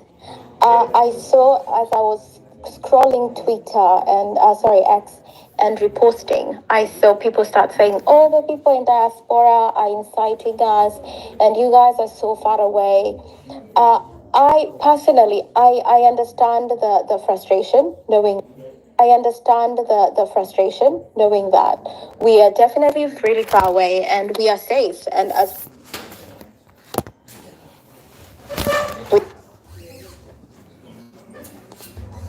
we post and say, "Oh guys, don't stop, keep going," that people who are home and are on the front line can be discouraged.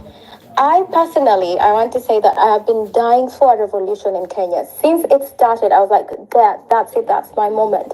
Because I think what people don't understand, as much as might be opportunity out here, we do not feel at home. Anybody who is far away will tell you the weather does not agree with us. We are never really welcomed, and everybody's dream is to always go home. But where do we go if we don't have a home in the first place? So what I'll ask, like the people who are in the diaspora, I'll ask you guys, maybe don't take the front line in telling like the people on the front line what to do. Just, I think, an encouragement.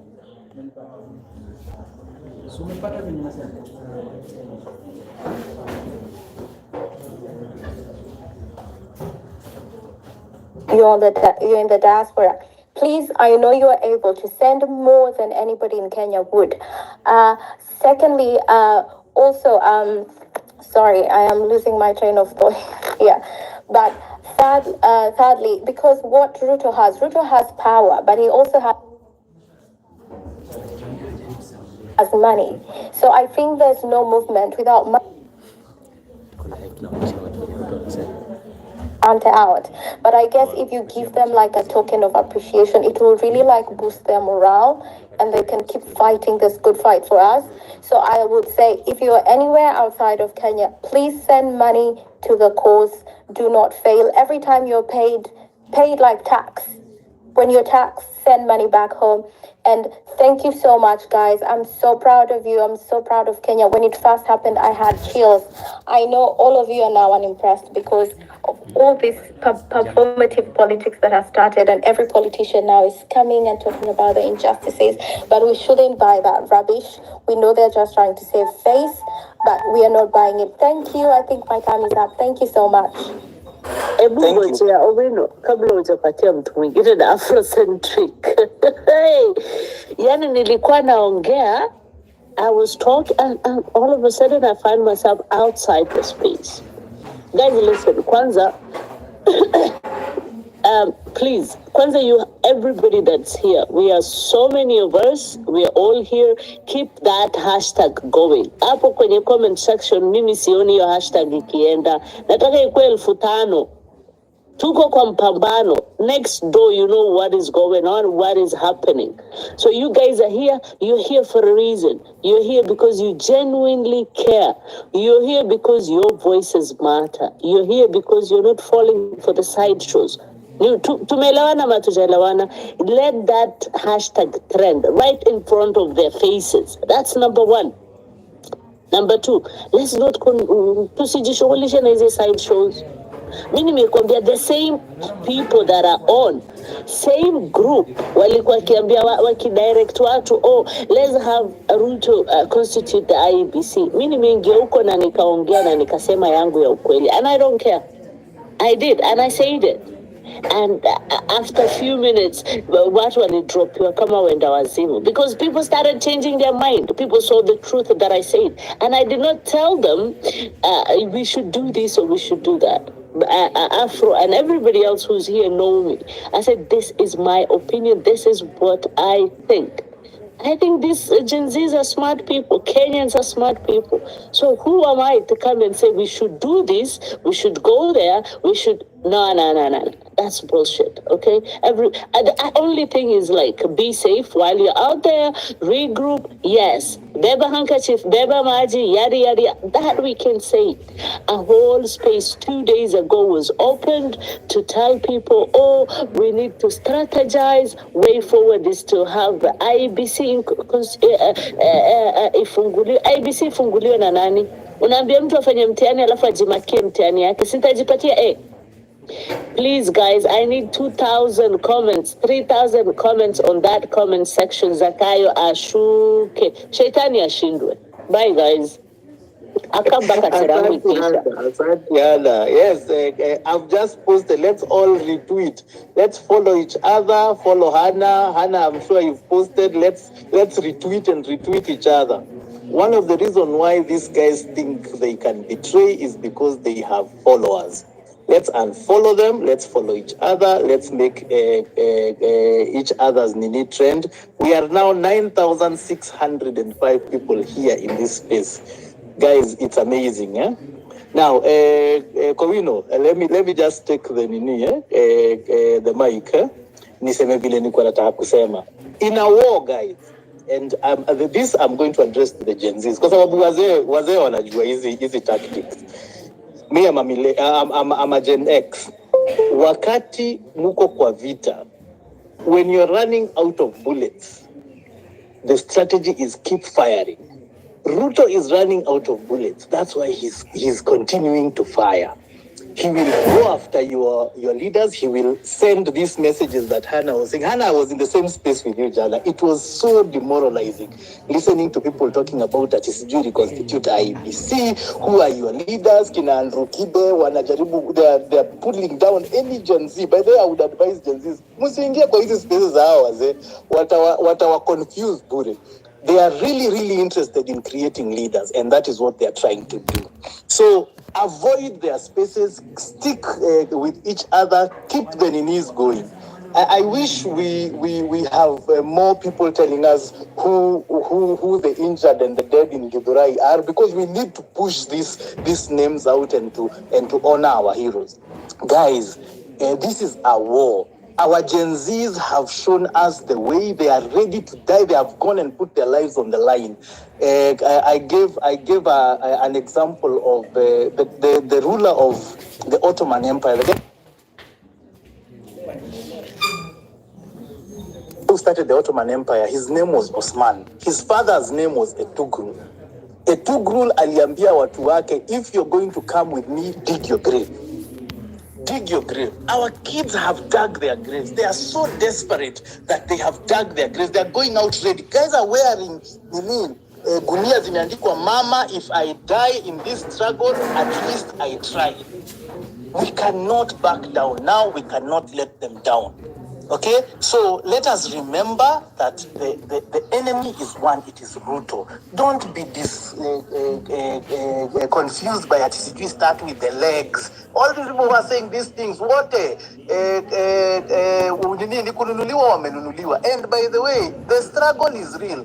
Poverty is not a joke. We are going to lose people along the way. Don't expect it to be easy. If you expect it to be easy, then 100% you're not fully invested. The guys in the diaspora, thank you so much for supporting. Mimi nilikuwa diaspora. I worked in the Middle East for 16 years. I came back because my dad was unwell. I have now seen that diaspora doesn't care. Diaspora cares a lot. You're being cheated at our diaspora. It is a divide and rule thing. The diasporans are actually more scared of losing Kenya than we are, because our wanajua how hard it is to be accepted in a foreign country. You're never accepted. You never feel at home. You all want to protect your motherland. So let us protect this motherland. We love it. We care for it. Tukianza kubebwa diaspora, mjue ni nyinyi mtakuwa mna open spaces. Okay, mkiona Chege amepotea kwa sababu Chege is very vocal, hata amejulikana huku kwa space, mchukue usukani.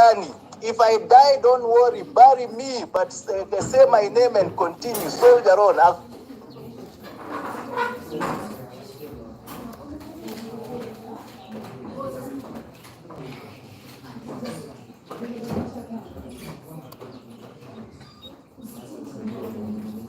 There is no going back. We are saving this country from the oligarchs. They know what to do. They have not done it. Hata saa hii ame-apologize. Ame-apologize kwa nini kabla ingie space.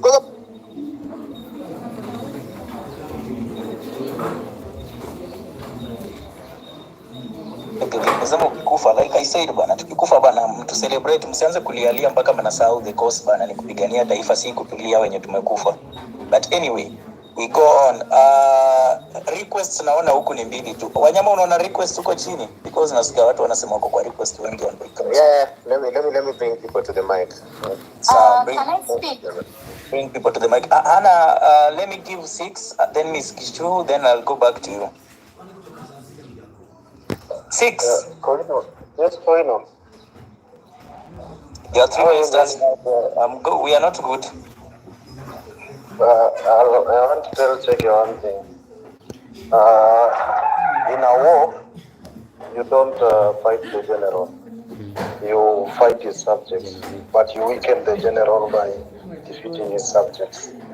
So if you go by, when you are going to fight the general himself, you will not succeed. So you can't fight Ruto head on, but you can paralyze him. There's one thing Ruto said today is that the IBC will be, the process will start on Tuesday, this coming Tuesday. It is next week, which will be on 9th. That is when he said the IBC will be, it's a law and he has been following the law. So as I said, we wait till Tuesday. If Tuesday we don't get it, we now go back to the streets. But I'll tell you guys one thing, we've won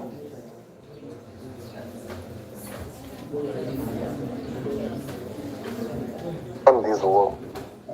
We really won this war. the general and brought him to his feet and listening. The only thing that man has been arrogant is about his friends, because he knows without his friends he will not be where he is. He fires a CS and the CS will go behind his back na atatoboa siri the way Alfred Keter is doing right now. So that is what is happening right now, and he's saying he's going to have a reshuffle. So what I'll tell you guys, the war is not lost, we've won. At least let me answer Wanyama first for you. Wanyama, I'll tell you one thing.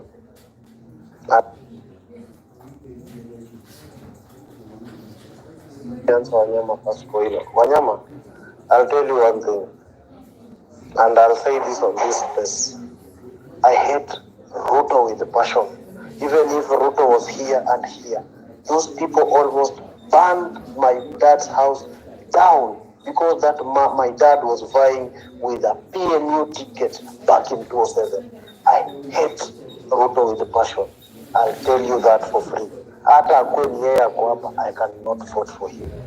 Well, I'm just talking. I don't want more lives to be lost because we are going on the streets to fight. I want us now to fight this war strategically. And I said it on an earlier on space. Ruto beat us with strategy. Don't you think he's stupid when he comes to put a presser at 1 p.m. before he goes to the spaces? He's not stupid. He knows what he's doing. I'm putting this presser. I'm going to convince parents who are there, who are watching TV during the day. It's our old men kwa kijiji huko wamesikia Ruto wako. They are seated down. We are at work. Then he comes on a space at 2 p.m. when people are at work, so that he does not get the whole crowd that he wanted. That was a planned space. Who was his co-host? Osama was the host. Muhammad Ali was the co-host. It's strategy-wise. And if we go on this war without a strategy, we will not win. If we go na kifua, tutapigwa marisasi, tutapigwa bongo zetu zitatoka. We will come back here to say, we are praying for the fallen heroes. Again, to go out and get more fallen heroes. That is not what we want. We want to paralyze this man by his feet, so that when we go next, we are going to strike with strategy. That is what we should be working on. The IBC is going to be constituted. If he stands by his word on Tuesday, then we will start by that. When it has been constituted and it has been formed, we go for his members of parliament. Recall each and every one of them till the last one who voted yes. That is what we should be planning out right here. But if we say that we go out to fight, I'm very sorry, we will be beaten down. Today, when I was coming to work, I was not able to pass via State House Road. Why? That is a road we use every day, Dennis Street, when coming to work. Dennis Street imefungwa iko na barricades tano. Hawezi pita. Go look, Nyerere Road, the processional way, imefungwa, hawezi pita. Even passing through Nairobi University, Chiromo hapo wa MCA, ni ngumu because kumefungwa. Soldiers wamekaa mpaka hapa hili kwa barabara huko. Let us think with strategy, not think with emotions na hasira. Mimi siwezi votia Ruto, I cannot side with Ruto, and I don't love Ruto. Thank you. Thank you, Six. One man named Raymond Reddington alisema the only way to stay ahead in this game is to have a strategy and never reveal your true intentions. I think hapo ndio tunafaa tuende sahi. Because mahali tunaelekea, if we reveal our intentions na kuanza kushare strategy yetu kila saa, this man will always stay ahead of the game and will never beat him. Hiyo na lazima tukae tukijua. Leo aliwabit tu kwa game yetu. Alijua alitaka watu wakuje space, akakuja kwanza akaanza kukondol na wale wenye walikufa because alijua hiyo ndio kitu mnataka. Advisors wakampa kila kitu na akafanya kila kitu, everything you people wanted to hear. Yeye alikuwa ameshakuja kusema hizo offices zenye unasema Six alisema amedisband. Kudisbara aliwaambia tu in other words in a layman's language that these ghost workers nitawatoa kwa hizi offices zenye ziko unconstitutional, but I will take them to constitutional offices. Ulisikia akisema watashiftiwa to other places. That is literally what he said. He said we'll take them and put them elsewhere when wafanye kazi huko. So this man is very smart. We are dealing with a very very very smart politician. Very smart politician. Huyu ni Frank Underwood mwingine. But anyway, before Nini, I want to drop just right of reply because Six addressed me. Nikwambie kitu moja. Tuliuziwa sisi generation yetu, generation X, nishawaelezea before, I'm generation X. Sisi tuliuziwa uoga. Au wazee unasema wazee ambao wako nyumbani walisikiza Ruto. I turned on Ruto's speech at 1 o'clock, akachelewa mpaka 1:40 ndio akaanza kuongea. Alafu akachelewesha nobody here wants a Kenyan to die.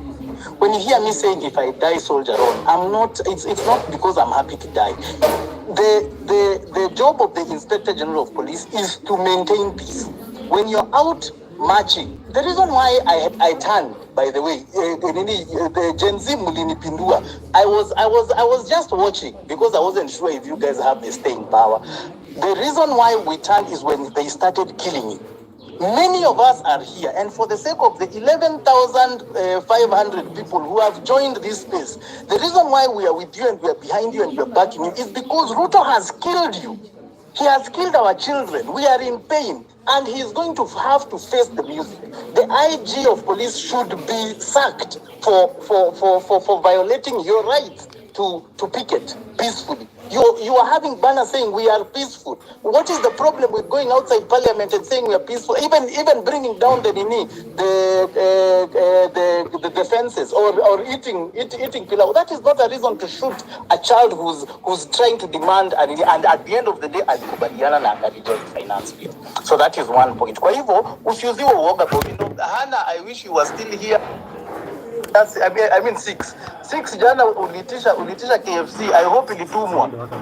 It is okay. We know it is tiring. They will get to your head. They will try and screw you up and make you feel like you have no choice but to talk to them. But that is not correct. Okay? Stick to the. By the way, the reason why Ruto is even giving all these concessions is because these spaces are still going. He wants these spaces to die. He wants to be given an opportunity to reconstitute an IEBC. To sympathie hiyo chance hata kidogo. That is just the way it works. That is the way you bring him down. And yes, by the way, you can win a war by going for the generals. Because by the way, all the lieutenants hawatuwezi. You guys are too powerful. This movement is too powerful. We are taking back our country. It has been long overdue. By the way, it's not going to be easy. Don't think it will be easy, And if you feel you're running out, don't worry. We are going to be there for you. By the way, hapa tutakuchangia pesa. I wish hata namba yako ningekuwa imewekwa pale juu uone pesa zikiingia saa hii 6 uone kwanza tukikupunguzia shida zako. But do not relent. Guys, we are not relenting. We are moving on and we are going to win this war. Thank you. That is my right of reply.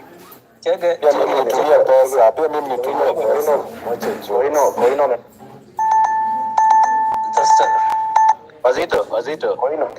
I think let's have some camaraderie.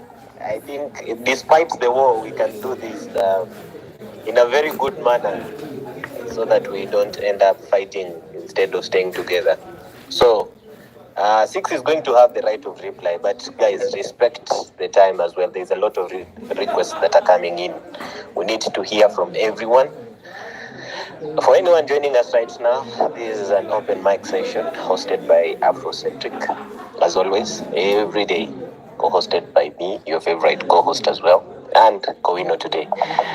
Remember to follow those handles. We keep the conversations growing because it's only through this that we're able to at least pass the information, try together, offer our opinions as well. Hapa, divergent opinions are there, but we encourage that we just respect each other. The right of reply will be there, but musichoke to accommodate each other. Keep it on time. 6, it's your time. I'm going to unmute you guys. 6, you have 2 minutes right of reply because we have a lot of people. Tafadhali, if you want to talk, raise up your hands. Ndio unatupatia kazi rahisi. So first of all, I'll tell Cheke, mi sina shida ya pesa. I have money. Secondly, I'll say this, guys, and I'm saying it clearly. I've been working as a strategy guy for almost a year or so, and that is what I do. And I like analyzing the president's speeches, what he says, what other people say, how people think.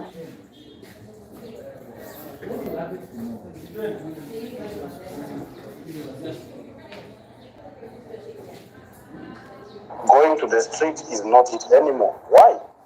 If people are willing to hire goons to come and infiltrate peaceful protests so that they can shoot down innocent protesters.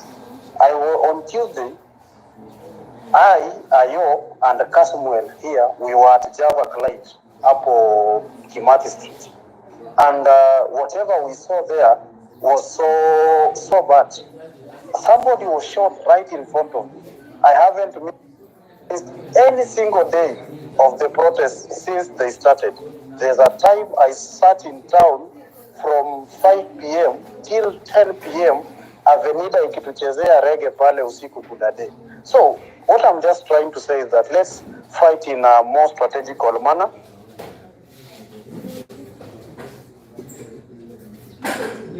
He has the whole army behind him.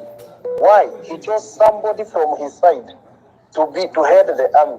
And you are expecting right now they are going to go against him. No. The army hata ukiambiwa siji Modi Meton, no. Those people, they take orders, and those orders say Ruto has the whole army behind him. So kindly guys, I just want to be clear. Let's be strategic as we move forward and make sure we do everything that's right. Thank you. Thank you, Six. Next we had Miss Gichuki. You have 3 minutes. Okay, thank you so much for the opportunity to speak. For me, I'm a Gen Z. I've been in the social justice space, and also I support the reconstruction of the IEBC. As the previous speaker has stated, I was in the street and things are not good. We don't want to continue dying, and yet we have the opportunity now to put pressure in the right thing. Example, the reconstitution of the IEBC. This way we'll be able to recall members of parliament who went against the will of the people. Hata kama si wote, there are those who will serve as an example. Another thing, continuous voters registration. We still don't want to get to a point where come 2027, people are not registered as voters, and we don't want to lose life. So yes, as much as we really want to push and keep pressing on, for me and other young people I work with, and we have been deliberate, we have been pushing for the reconstruction of the IBC, continuous voter registration, pushing and now starting to demand for justice. The people who were killed, the police, we have evidence of the policemen who killed these people. Then after that, when they saw we were taking a record, now they started coming covered when they were covered up. So now it's for us to put pressure. But then again, IPOA, it's a government, it's supposed to call out, it's supposed to hold the policemen accountable, but it's not doing that. We have seen the president and the cabinet secretary continuously tell us that the police did what they could do to stop criminals. Already they are criminalizing us. Yes, I don't support what's happening in the country, but as this previous speaker had said, I think it's time to re-strategize. The streets are no longer safe for young people. They are not safe for anyone. So how else can we put pressure? One, ABC ikiwa reconstructed, August ikifika, we'll have those, tutakuwa tumecollect enough signature to call on these people to go back home. Another thing, we can start putting pressure on specific CSs to be wafu, for example, the one for health. Currently, I don't think she's doing anything. For her, another thing, we can put pressure on the government to drop the new medical cover, SHIF. The NHIF was working, Because the minute that changes, the accountability, we saw the Auditor General report stating that a lot of money was stolen. So the minute we move into this new one, the chaos that there. As today, the president alikuwa anasema that, okay. Malizia 30 seconds. Today the president alikuwa anasema that Linda Mama was consolidated in the new health insurance, which is not true, because ukiangalia ile pesa mtu anatumia kupata mtoto, it has been reduced, it has been capped in such a way that even if you go to a public hospital, you'll have to add more money even if you're in the new one. So me, I'm feeling these are the places we should put pressure. Thank you. Thank you, Ms. Gichuki. Thank you. Asante kwa kutokea maandamano. Jamaa, no giving up. The struggle continues. Unafikiria independence ilipatikana na Maumau ku give up? They never gave up. Wenye waliuliwa, but the others soldier alone. So tukiendelea, please follow the hosts, follow the co-hosts, tweet this space as much as you can, create awareness, follow each other, follow kila mtu, follow the speakers, follow the listeners, follow each other. That is how we manage to create awareness on this platform. Hiyo ndio maana wanatuogopa. So tafadhali make sure you follow each and everyone. Ndio tukiendelea, tweet the space as well so that we get more people to understand that this war is not over. Actually, ndio tunaanza. The war has just begun. Next I have Mwaura, then Sia, then Caswell, then Mary Liz, in that order. Please, Mwaura, 3 minutes starts now. Okay, thank you. Yeah, mimi ni Generation X. Kwa hivyo siko huko kwa Gen Z, but I'm very, very proud of what you are doing. And let me start by saying this. Ruto anachukua watu wajinga sana. Why do I say that? If there is any human being in Kenya right now or from independent who gets information that me and you, we don't have, of what is happening in every corner of the country, is none other than the head of state. Every morning, NIS informs him, this is a problem, this is what people are saying, and ABCD. So, him telling Jay-Z to come on Twitter ndio waambie shida yao, naona anabeba watu ufara sana. So, but that one aside, again, he said that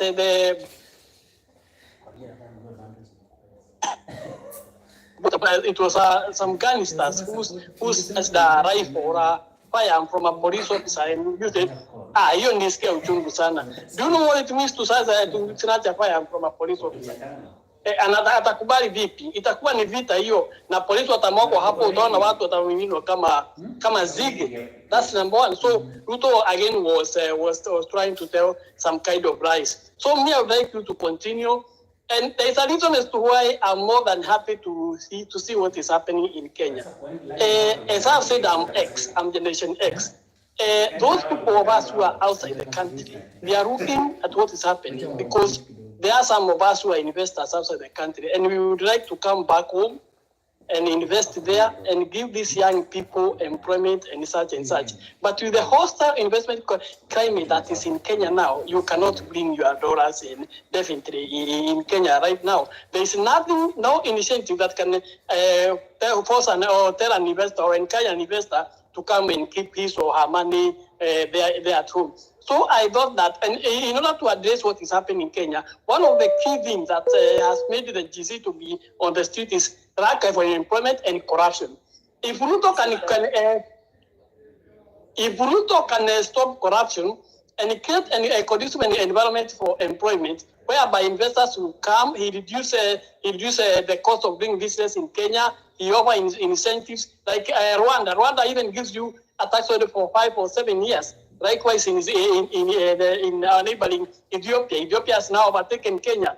Last year, Ethiopia attracted over $3 billion in foreign direct investment. It has overtaken Kenya. Why? Because despite the problem that are in Ethiopia right now, but they offer a lot of incentive. You can get 5-year holiday, tax holiday for the kind of money you put. If you put more, let's say $50 or $100 million or 200, you can get, let's say 7 years, even up to 10 years in tax holiday. And with these tax holidays, the workers who work there, they pay PSU and everything. It's only the corporate tax that you don't pay. So thank you, Gen Z. Continue, keep the fight. tutapambana na tunawaangalia, tunataka turudi nyumbani tufanye kitu ndio pia nyinyi msaidike. Asante sana. Keep the fight. Thank you. Venye Mwaura amesema ni tutapambana. Venye bwana mapambano used to say. Sia. Hi guys. Yeah. It's true we can't fight a losing battle. But hamwezi sema to stay in the streets honestly, because the people who are killed in Rongai and the people who are killed in Githurai, they were not in the streets. Hawakuwa kwa streets. Walipatwa kwao. And do you know what Ruto said today kwa hiyo space yake? Aliulizwa about the boy who was a 12-year-old boy who was killed, and he said that boy was not killed by a police officer. He was killed by a criminal who snatched a gun from a police officer. Like, does that even make sense? Does that? It does not. And we cannot keep on holding spaces every time you are hosting spaces talking about the same thing. And you cannot tell us to keep on strategizing, because we are the same people when you're tunalipwa. We come here, we talk, but wakikudiem, even if they call you, you accept. We are the same people who are accepting their money. Sisi ndo tunaenda kwa streets na ni sisi bado tunalipwa. You guys are feeling listening to what I'm saying. So even if we're supposed to come up with something, you guys should think of what we're coming up with, because we are the same people. And yes, money is good, but don't you guys think when you're collecting that money, don't you guys think about the lives that the people lost? And I will say this to this Kasutis guy. Nobody was abducted. And he can say that isipokuwa ni guilty yake inaweza mkula. He can say that he was not abducted by anyone. They are just chasing clouds. And those who are abducted, akina Osama Otero, they have been paid. You guys understand? So like, you cannot be chasing clouds by saying that you are abducted or whatever. Like, and you guys need to respect each other. I watched that video of this Kasuti guy addressing those people who are the woman who was what are they called? Like, I'm really angry. I don't know how. He was really rude. Like, why? And he was actually he was God. Nimesahau. He was being recorded and he was rude, and then anamuuliza utafanya nini? Like, what was that for? Even if you are on the street, you really need to respect. Lazima tuheshimiane. Like, we need to respect each other. And if you guys really want Ruto to go, you will not accept the offers that he's giving you, because either way, you don't make any deal with the devil. You cannot make a deal with the devil and then we expect you go scot-free. You don't. The devil will always come for whatever belongs to him. You guys should know that. And that is bloody money. That is blood money. And you guys can have a nice time. I think my time is up. Bye. Thank you. Yes. Mimi ni mara ya kwanza kusikia Sia anaongea kwa space. Hadi you know it is bad ukiona. Ngoja, sikukuwa najua ni that one Sia. Bwana serikali imebadilisha kila mtu freedom fighter bana. It is bad when you see Sia on space. Anyway, keep it going. Hey, nimeona pia hapa inapo huko chini sijui.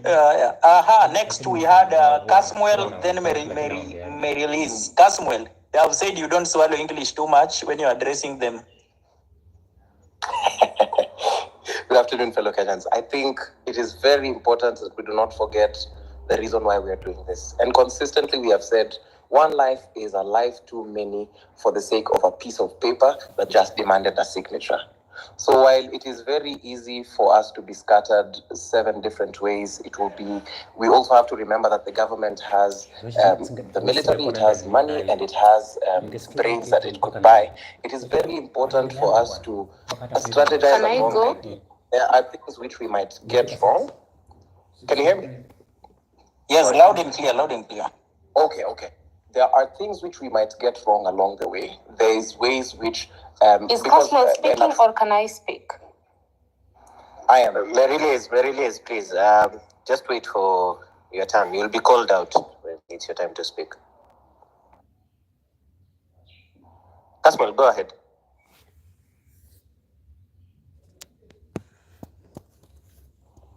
Caswell, unmute yourself. And then, oh, sorry. I was saying that we need to remember that the state's sole agenda is to divide us and to remain in power. That is why we might be scattered along several things, but it is important for us to consistently come and press for good governance. Whatever it is that we're doing is not comfortable. There is no benefit we are getting if IEBC is reconstituted because it is hard for us to even raise the money and those kinds of things. But I need to remind us that we could even get a presidency without touching any of the bases. Because remember, President Ruto became president with 7.1. Raila lost with 6.9, but the youth who are eligible for voting, there's a voter block of 8 million people that we still can reach. We still can reach with our smartest minds. We still can reach with our best ideologies. Remember, we have lost over 30 people and over 200 people who have been badly injured and wounded. There's a person who's never gonna walk again because we are in the streets. And remember, as young people, we are not trained soldiers. None of us here, I don't know, personally, I've never been trained that this is what you do when you hear gunshots around. It's very hard when tensions are high, mistakes are bound to happen, but I think our common enemy is bad governance and graft. These are people who have the blood of our brothers and sisters in their hands. Rex has been buried today. There's people who I met here on Rex Kanyike Avenue, a brother which we will never see again because he put his life on the line. So while yes, Twitter banter is nice and it feels like it's the thing that fuels us, let us not be lost as that generation.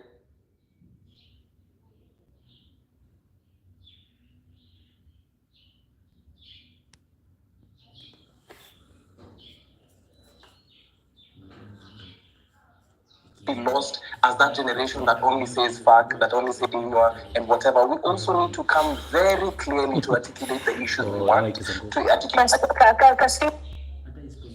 Somebody is being.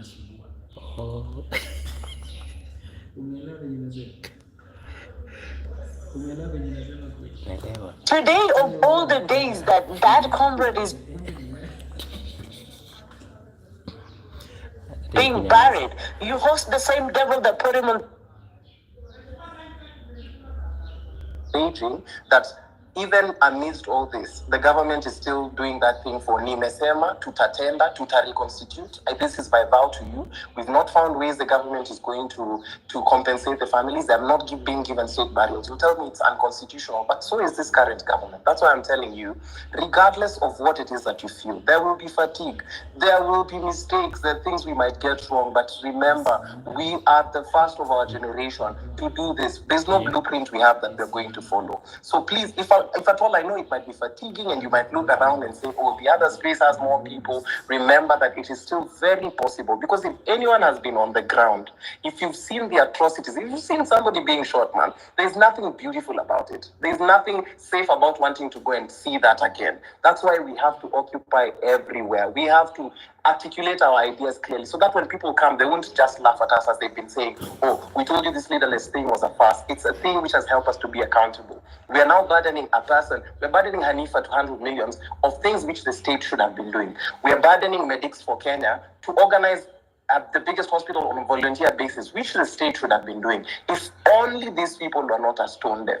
Let us not, as our citizenry, while yes, we might hate and might do whatever, let us not, this is not the time to be divided, because for sure, all have to find ways of outsmarting them at their game. But we cannot, the people we've lost, think about the mothers you've seen cry. Thank you. That's been my time. I hear that the thing is going. But please, do not give up the fight. We have come so far, and we didn't come this far just to come this far. Let us not be the regrettable movement of the 90s, the Ford Kenyas, which gave us no one. Let us keep pushing because we've seen it works. But also, let us do this to honor the lives we have lost. Let us remember the people who will never walk again, the people who will never talk again the same way. How difficult it is, but do not, for the sake of God, do not.